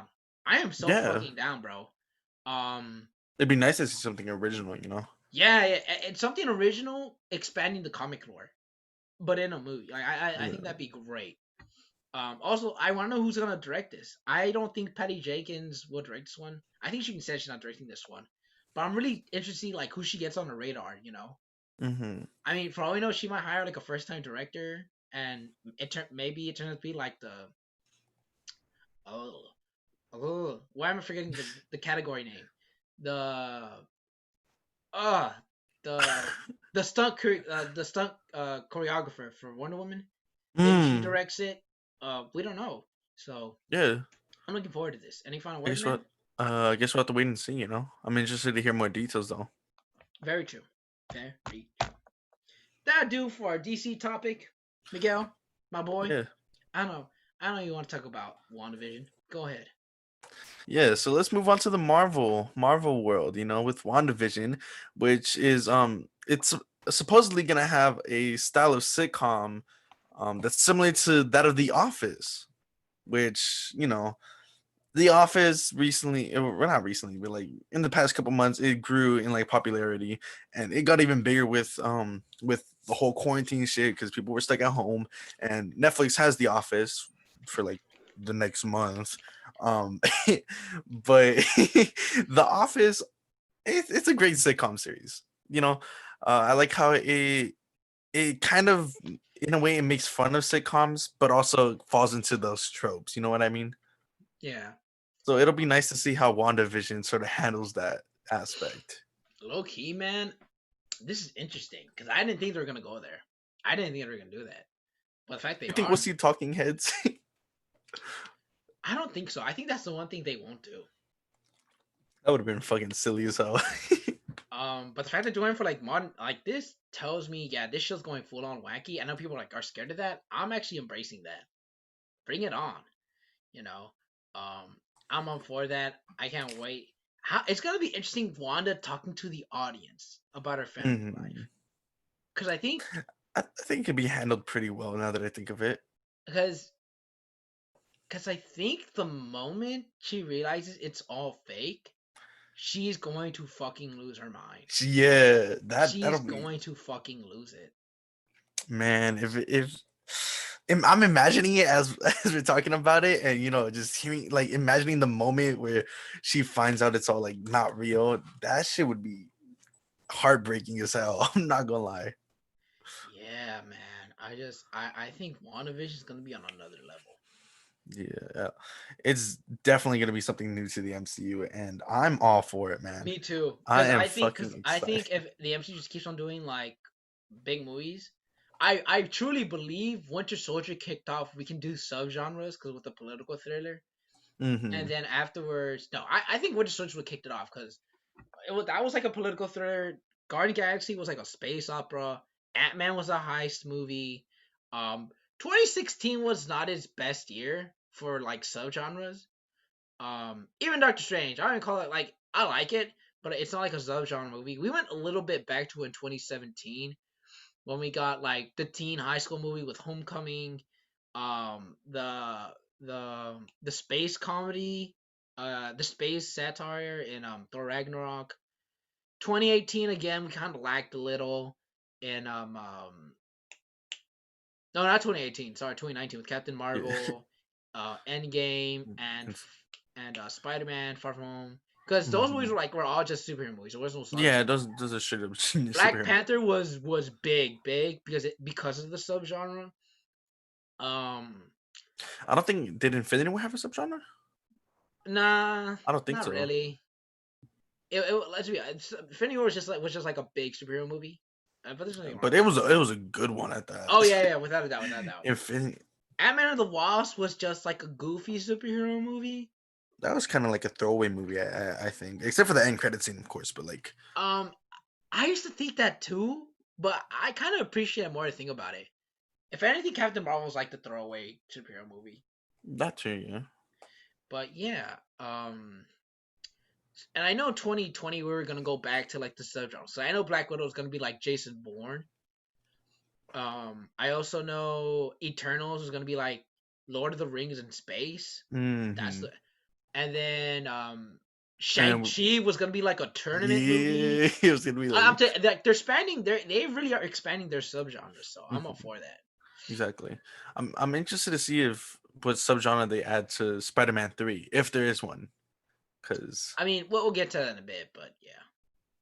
oh yeah, Actually, fuck huh? it. Let's go. Let's talk about Spider-Man 3 right now. So this week there's this big rumor coming out from Good Mythical Morning. No, not is that the website? Yeah. Right? No, not Good Mythical Morning. No, that's I a was about to blog. say Good Mythical Morning. Oh, what's the blog called? Could you fact check that for me? I could try, yeah. Let me check. Go to the Luminardi.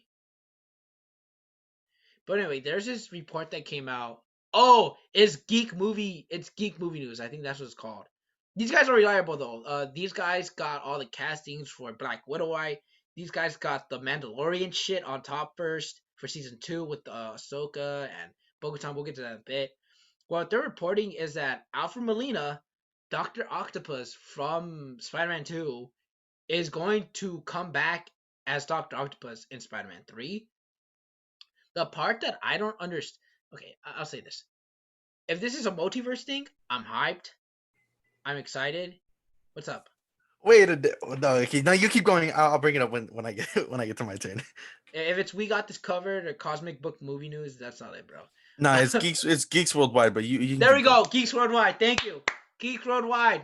Y'all got the hookups. But yeah, I'll give my opinion on this. If it's a Spider Verse thing, awesome.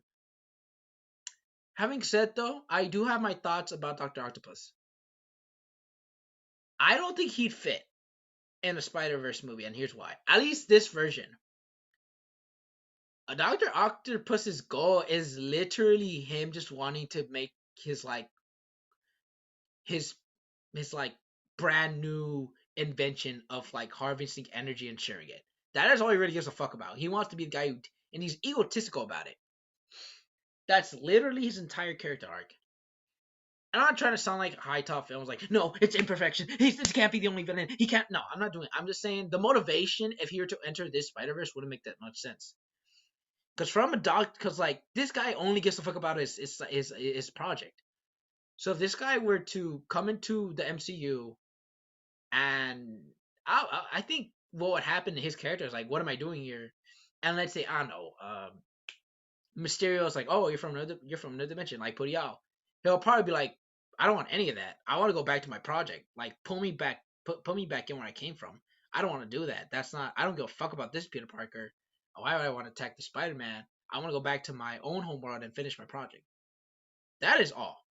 Although there is a part where he'd be interested as fuck with like the multiverse and how he could harvest energy to get by. Yeah. But I think It, but I think the thing with like the Raimi villains coming back into the MCU, the special thing about most of the Raimi villains is that they're very human. oh, They're very very human. Norman Osborn just wanted a better son. Doctor Octopus just wanted to like make a better like world with his project, but that took over like his yeah. egotistical. Even It kind of it Sandman, can all yeah. he wanted to do was like to help out his daughter. And that's Yeah. the thing with like all these, they're very human characteristics. Venom is just but like Venom was just that was just at Sony. least in the at least Raimi's version. But that's the problem what I see going on with their version entering this. But if it's like they're just recasting him but like a different version, I'm all for that. Miguel, I've talked enough. You had something what you want to say, brother? Yeah, I was gonna say if it is like the Doc Ock that we saw in Spider-Man 2, that's gonna be weird because if I remember correctly, I'm pretty sure he fucking died at the end. No, yeah, he did. He did. Yeah, so I'm wondering if this is like it's gonna be like a Doc Ock from like another Earth, but it's still Alfred Molina. Um, I'm I'm I'm glad they're bringing him back first of all because Alfred Molina was a great Doc He is a Ock. great Doctor Octopus. Yeah. And then I rewatched Spider-Verse lately, Oh, and I just remembered how much I loved the Doc Ock in that version. So Doctor Otto Octavius. yeah, Yeah. yeah, Octavia, or was it? No, it was No, Olivia Olivia Octavius. Octavius. That Yeah, was awesome. yeah, that was a crazy twist too because I was not expecting that. But it goes to show that Doc Ock could possibly fit in a Spider Verse esque film. If they're done I'll, right, though. yeah. Although to be honest, I kind of wanted them to leave Alfred Molina out because I had my own little like fan casts for Doc Ock. Oh. Yeah. Who did you want as Doc Ock? I had three main choices. One was John Goodman. Yeah, yeah. I thought he could have Whoa. been a really great Doc Ock. The second one was, which a couple people also wanted, was Mark Hamill. I think he Oh, could have been a I can see that. I very definitely see charismatic that. Doc Ock. And then the third one, which I think would possibly be a little bit controversial, was Bill Hader.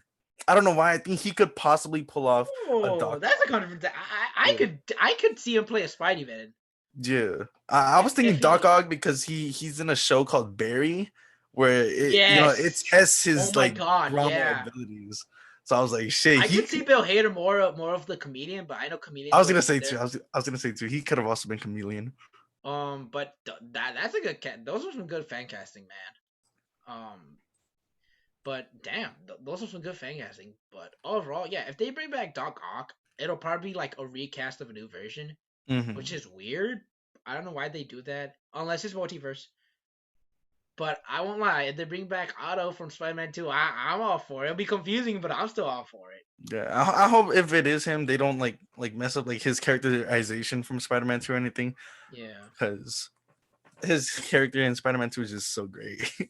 yeah, man, that show's gold. Yeah. And if the rumor is true, Spider-Man 3, it could go in multiple directions. It could be a clusterfuck. I read a poly for Spider-Man 3, and I really wish it was true because if this leak was true, well, I don't know, maybe it is, but the one I read, wow, that would have fit perfectly into the MCU. Um, I don't want to give too much away because this one could still be true, but it might It's not be. crazy. It's crazy how these like fan-made plot leaks will probably end up being better than the actual movie we get.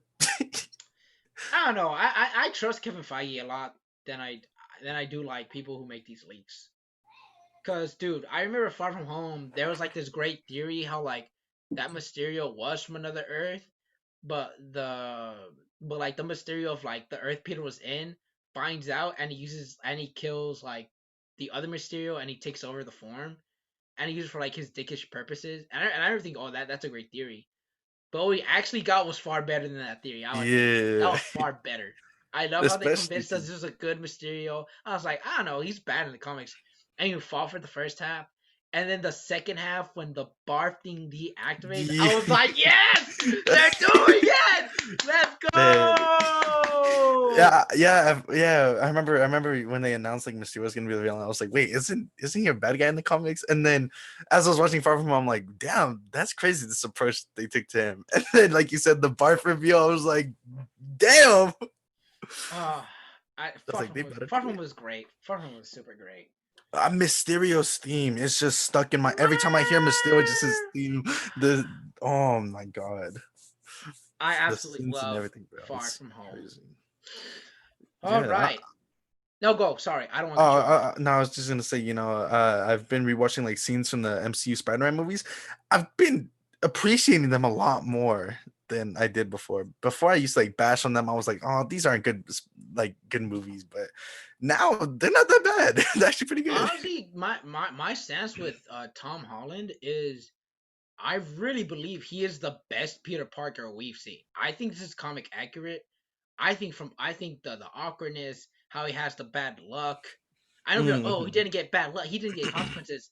Yeah, he did. And Far Not From a Home, his few. consequence.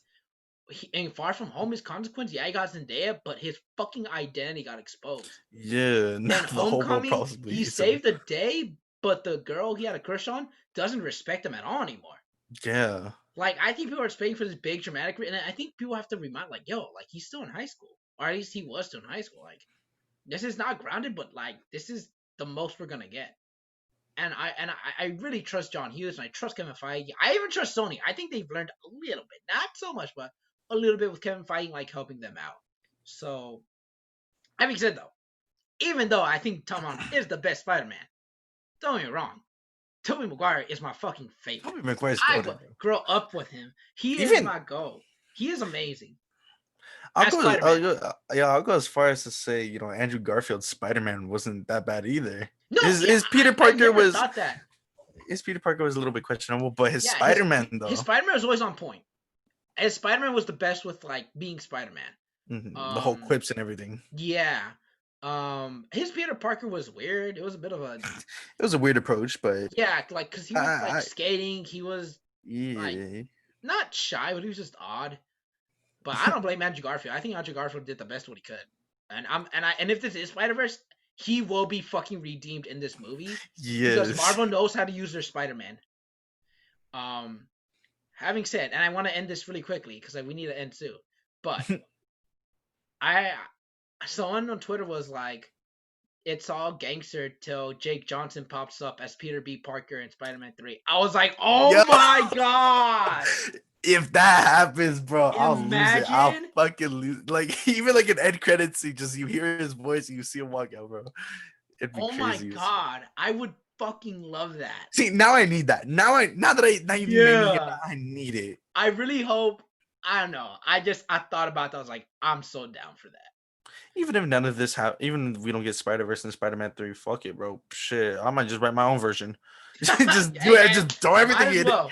Just throw Might as everything. well. Sinister Six, fucking Norman Osborn in there and shit. Just All go all right. over the Well, place. we got to move on to our final few topics. And this one's got to be quick because it's not that big. But in the realm of Star Wars, because we fucking love Star Wars, it's the shit we fuck with. Uh, Naomi Scott is in talks for a supporting role in the Kenobi series. This was Illuminati who broke this out. They said there are three other people in the running, but Naomi Scott possibly got like a callback.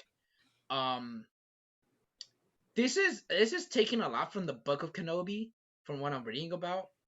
Because in the book, it's like other people's perspectives, and there's like this woman who lives in a village, and she witnesses all. So I think that's the role Naomi Scott will be taking. Look, Naomi Scott is amazing in like the role she's in. I know people give her shit for Jasmine. I thought she was great at Jasmine.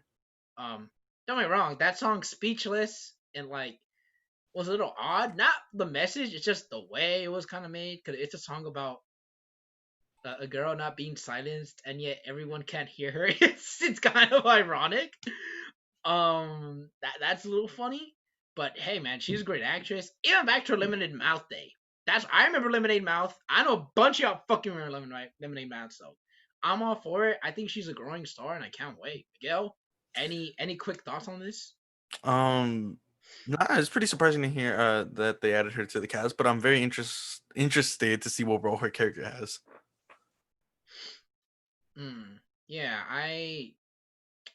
yeah, man. I'm just I don't know. I really do. I think Naomi Scott will be good for this. Yeah, still disappointed. This is a mini series and not like an actual you know I'm actually kind of. glad. I'm glad it's a miniseries. I just hope these episodes are like an hour long at least.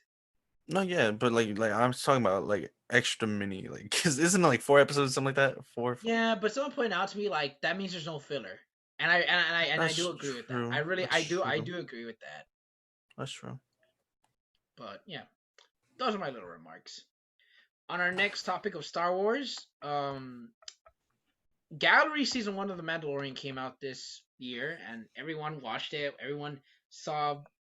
I have my problems with Gallery, but for the most part, I really liked it. Um, um, I gotta say, the fact we're getting a season 2 was pretty great. Especially Gallery with season, this season. yeah, especially with this season. I really hope we go into the development of this show in Gallery season 2. Like, I want to know what they want to do with the story. Because I swear to God, if it's just the same shit, like, we got all the directors on board and why they love Star Wars. We got this people on board and why they love Star Wars. We love Star Wars. Mhm. Behind the scenes and how that revolved. Like, talk about the show we get it. Y'all love Star Wars.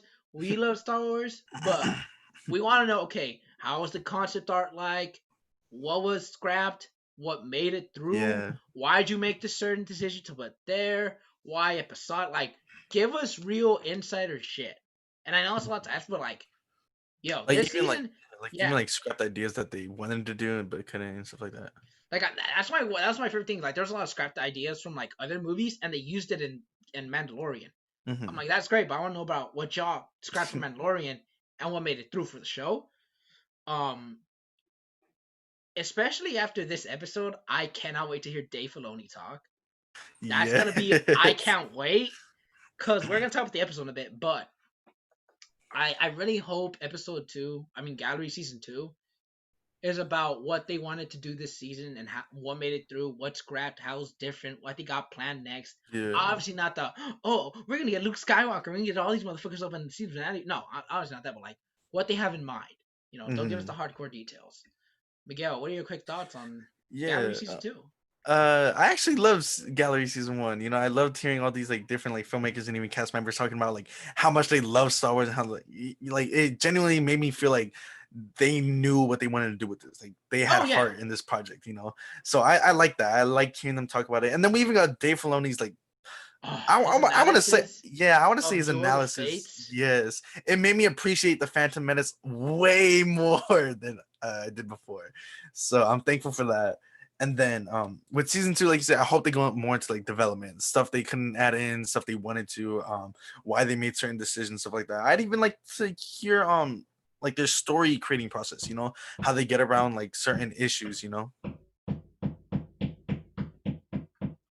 That's the neighbor's house. Sorry about that. It's cool. But yeah, man, I I really hope season two is all about the creation. I'm tired of this. We love Star. Yeah, bro, I get it. Like Yeah. like a bunch of this shit from season one is it's just repetitive. And that's the other problem when we get to in a bit about Mandalorian is that the Gallery season was a little repetitive, but I'm looking forward to season two. Any final thoughts? Nah, I'm looking forward to this. I'm glad it's coming out Christmas Day. So. Yeah. Oh yeah, Christmas Day is gonna be a big day for streaming services everywhere. Mhm. But yeah, um, Miguel. Do we Actually, get to the big league stuff? before we go, this is probably talk spoilers for Mandalorian season one. I mean, Season two. Mandalorian season two, episode 5. So, and if you don't hear spoilers, thank you for joining us. Um, It was fun click having the you. click the subscribe button if you watch all the time, but y'all don't click shit. Give us a like button, comment, share with your friends, man. Like, give us a Yeah, shout tell out. us your thoughts on some of the news topics we talked about Yeah, today. tell us what you hate. Tell us Yeah. tell us if you think Clifford looks like a fucking murderer. Like, Yeah, join in on the discussion so you don't feel left out. yeah. Having said though, we're gonna talk spoilers in 3, 2, 1.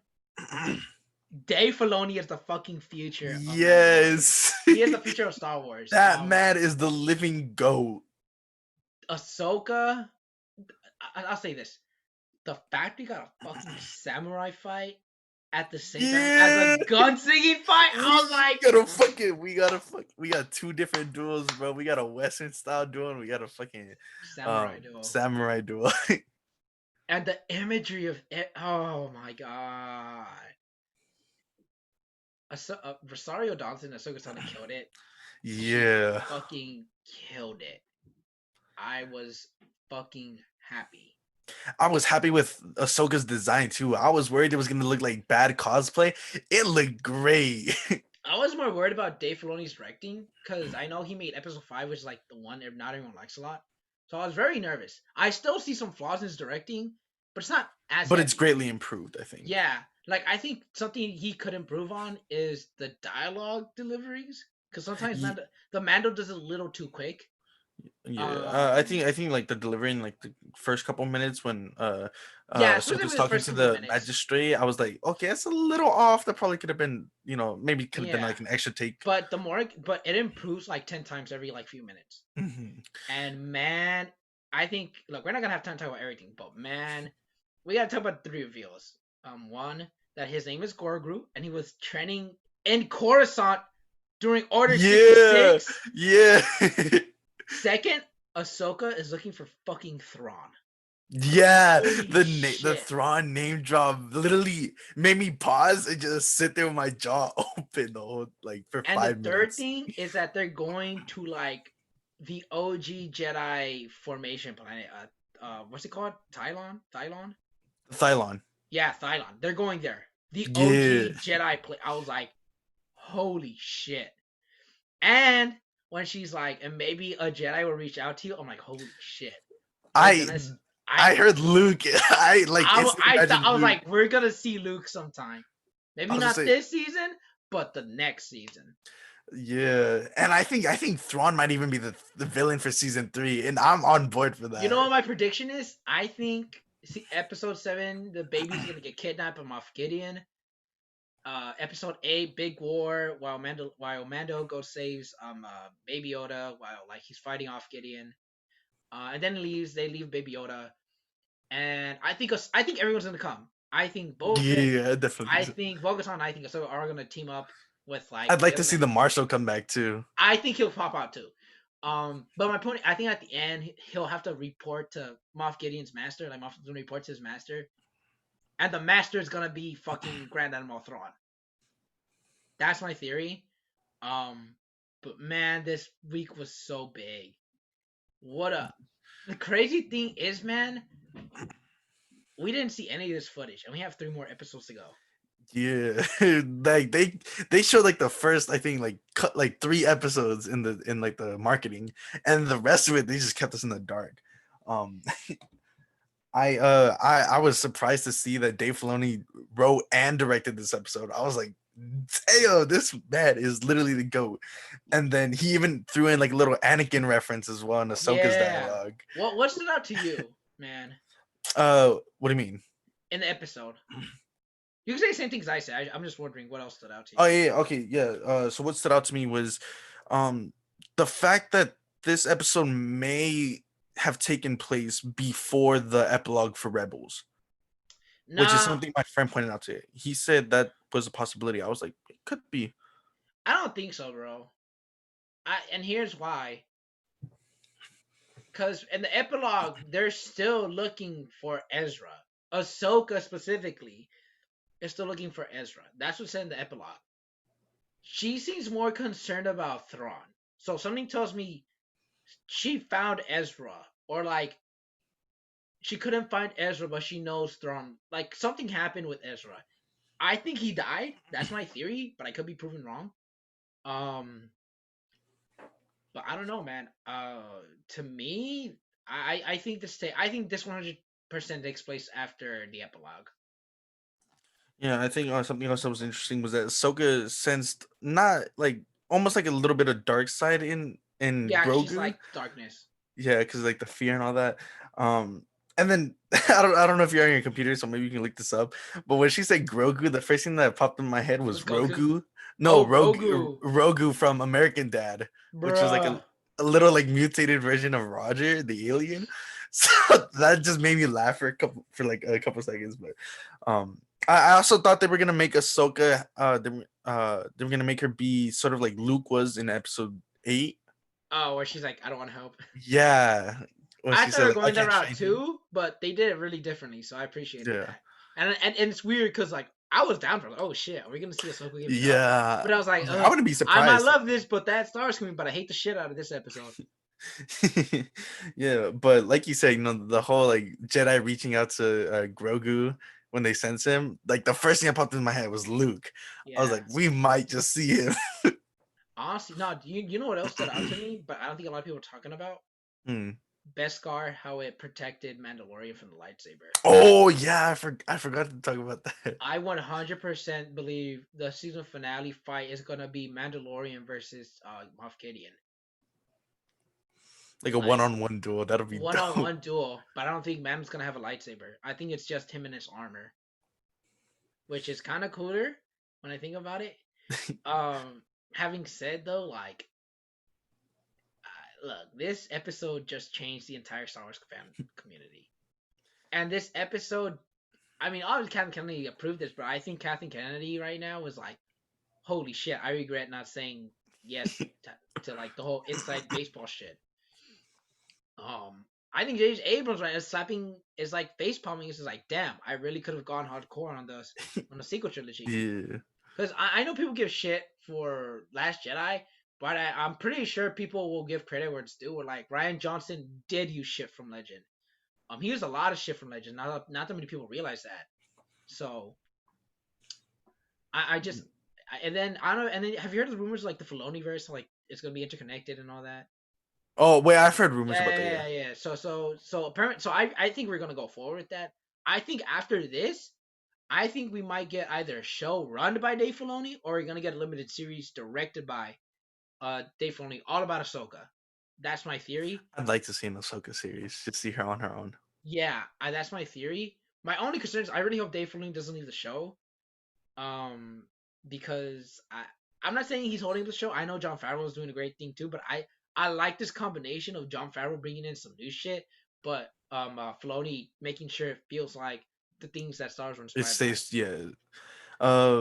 Something else that's I just remembered now. Something else that stood out to me was like the Ahsoka moments or like the lightsaber and stuff reminded me a lot of the episode The Prisoner.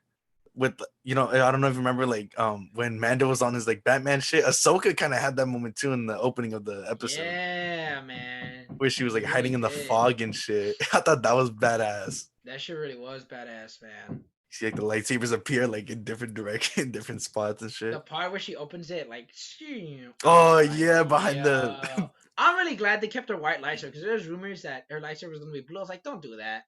Don't do that. Like, why are you gonna shy away from like the gray shit? And they didn't. They yeah, they didn't. kept it.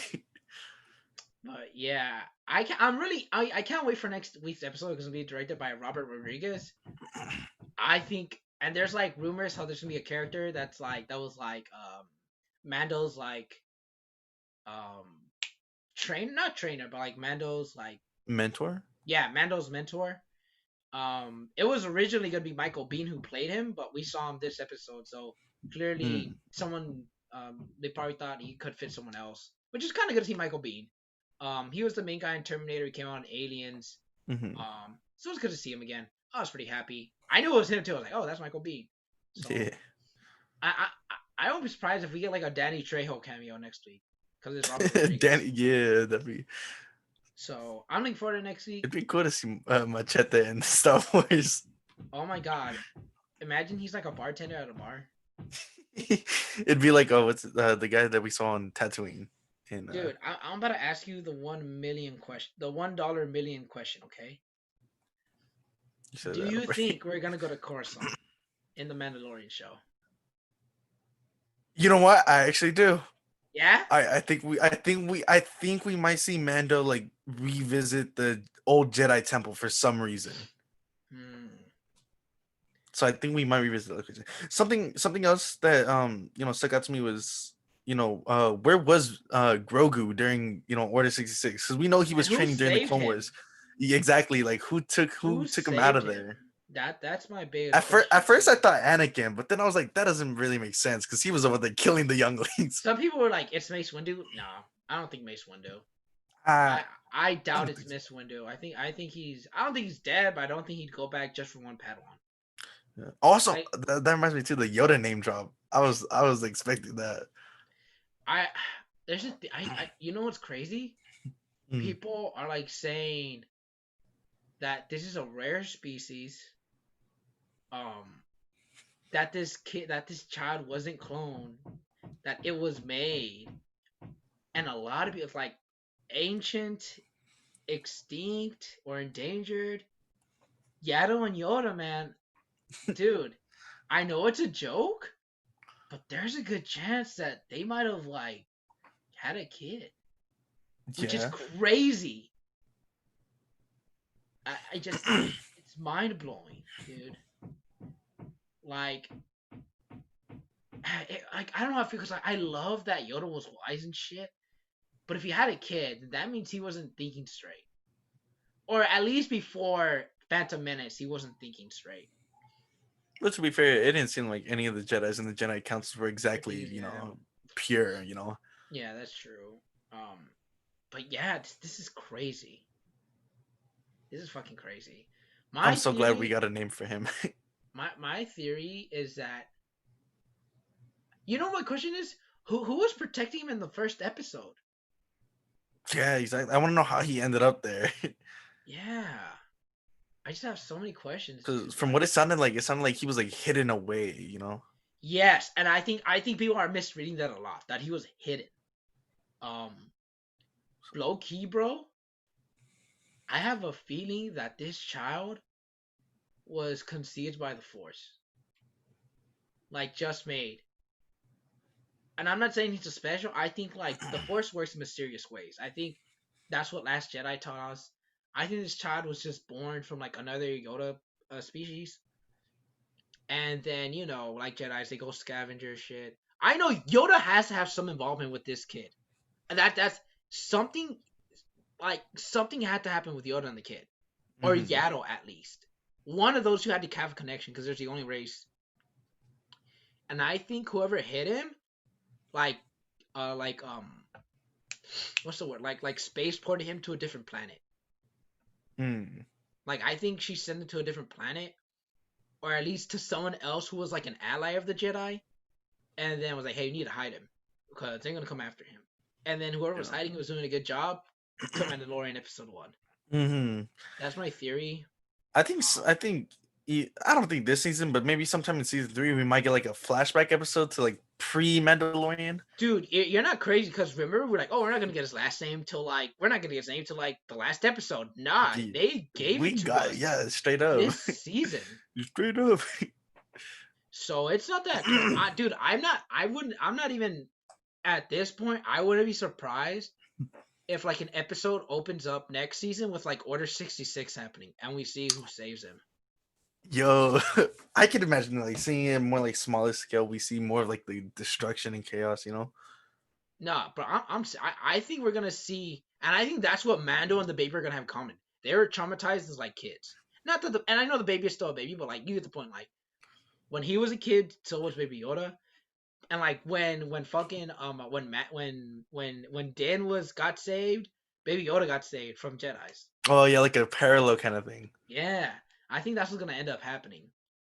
Yeah, I think if they do kind of show us like Order 66, I think if they handle it sort of like Infinity War did with the Gamora flashbacks, where it's Nah, I think Dave Filoni knows his shit when it comes to Order 66. I think here's the thing. I don't think we're gonna see Order 66 and the Coruscant Jedi Temple. I mean, yes, but I don't think we're gonna see Anakin slaying. I think what's gonna happen is that he's gonna be in a different room, not with Anakin, but with other like clone troopers. younglings. Oh Yeah, and then I feel like all of them are gonna try to protect him. Then the adult Jedi comes in and protects the baby. yeah, But hey, man, this is Mandalorian this week. this episode bombshell, bro. And now that I think of it, another question is, if Yoda was being trained in the Jedi Temple, does that mean he may have had his own, or not Baby Yoda, Grogu? Does that mean he may have had his own lightsaber at one point? Oh well, he is a Padawan. Exactly. And if He he trained with really, the other younglings, then he may have had like a tiny little lightsaber or something. you're not wrong, man. Yeah, I actually expected him to like somehow like force pull like one of Ahsoka's lightsabers at one point during the episode. Oh, I was you like, know, I okay, was and I like, got that this real quick, happens. but you know what scene I love the most was Mm. when the Mando connected with Baby Yoda with the metal ball. Oh yeah, the little That ball. was like, oh, fatherhood right there. Hmm. Fatherhood. I Yeah, that this episode was great. Yeah. Any final thoughts, man, before you head out? I'm so excited for the rest of this season, man. This episode just whew, it hit different. It did hit. I'm about to rewatch it in a bit, so. I might watch it on my TV this time because I watched it on my phone the first time. Hmm. Well, I think we gave our thoughts. I know we said there's that much, but we talked about like 2 hours and 11 minutes, or Yeah. at least that's what I'm estimating. Uh, Thank you so much for sticking around for the Film Pub podcast. This was a great intimate episode where we just talk about small topics we dissected even more. Yeah. Um, you know, stay safe out there. Be smart. Take care. And we'll be here next week talking about the latest news in the movie world, TV, video games. Hell, we won't talk about episode 6 next week. So Yeah. So stick around. My name's Alex. I'm Miguel. Till next time, y'all. Take care.